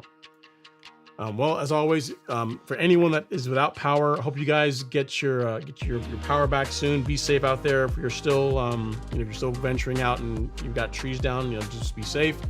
And as always, we have a full assortment of pre-emergent fertilizers, plant growth regulators, anything you need to get an amazing lawn that your neighbors are absolutely going to envy in stock on the Golf Course Lawn Store. Feel free to check us out.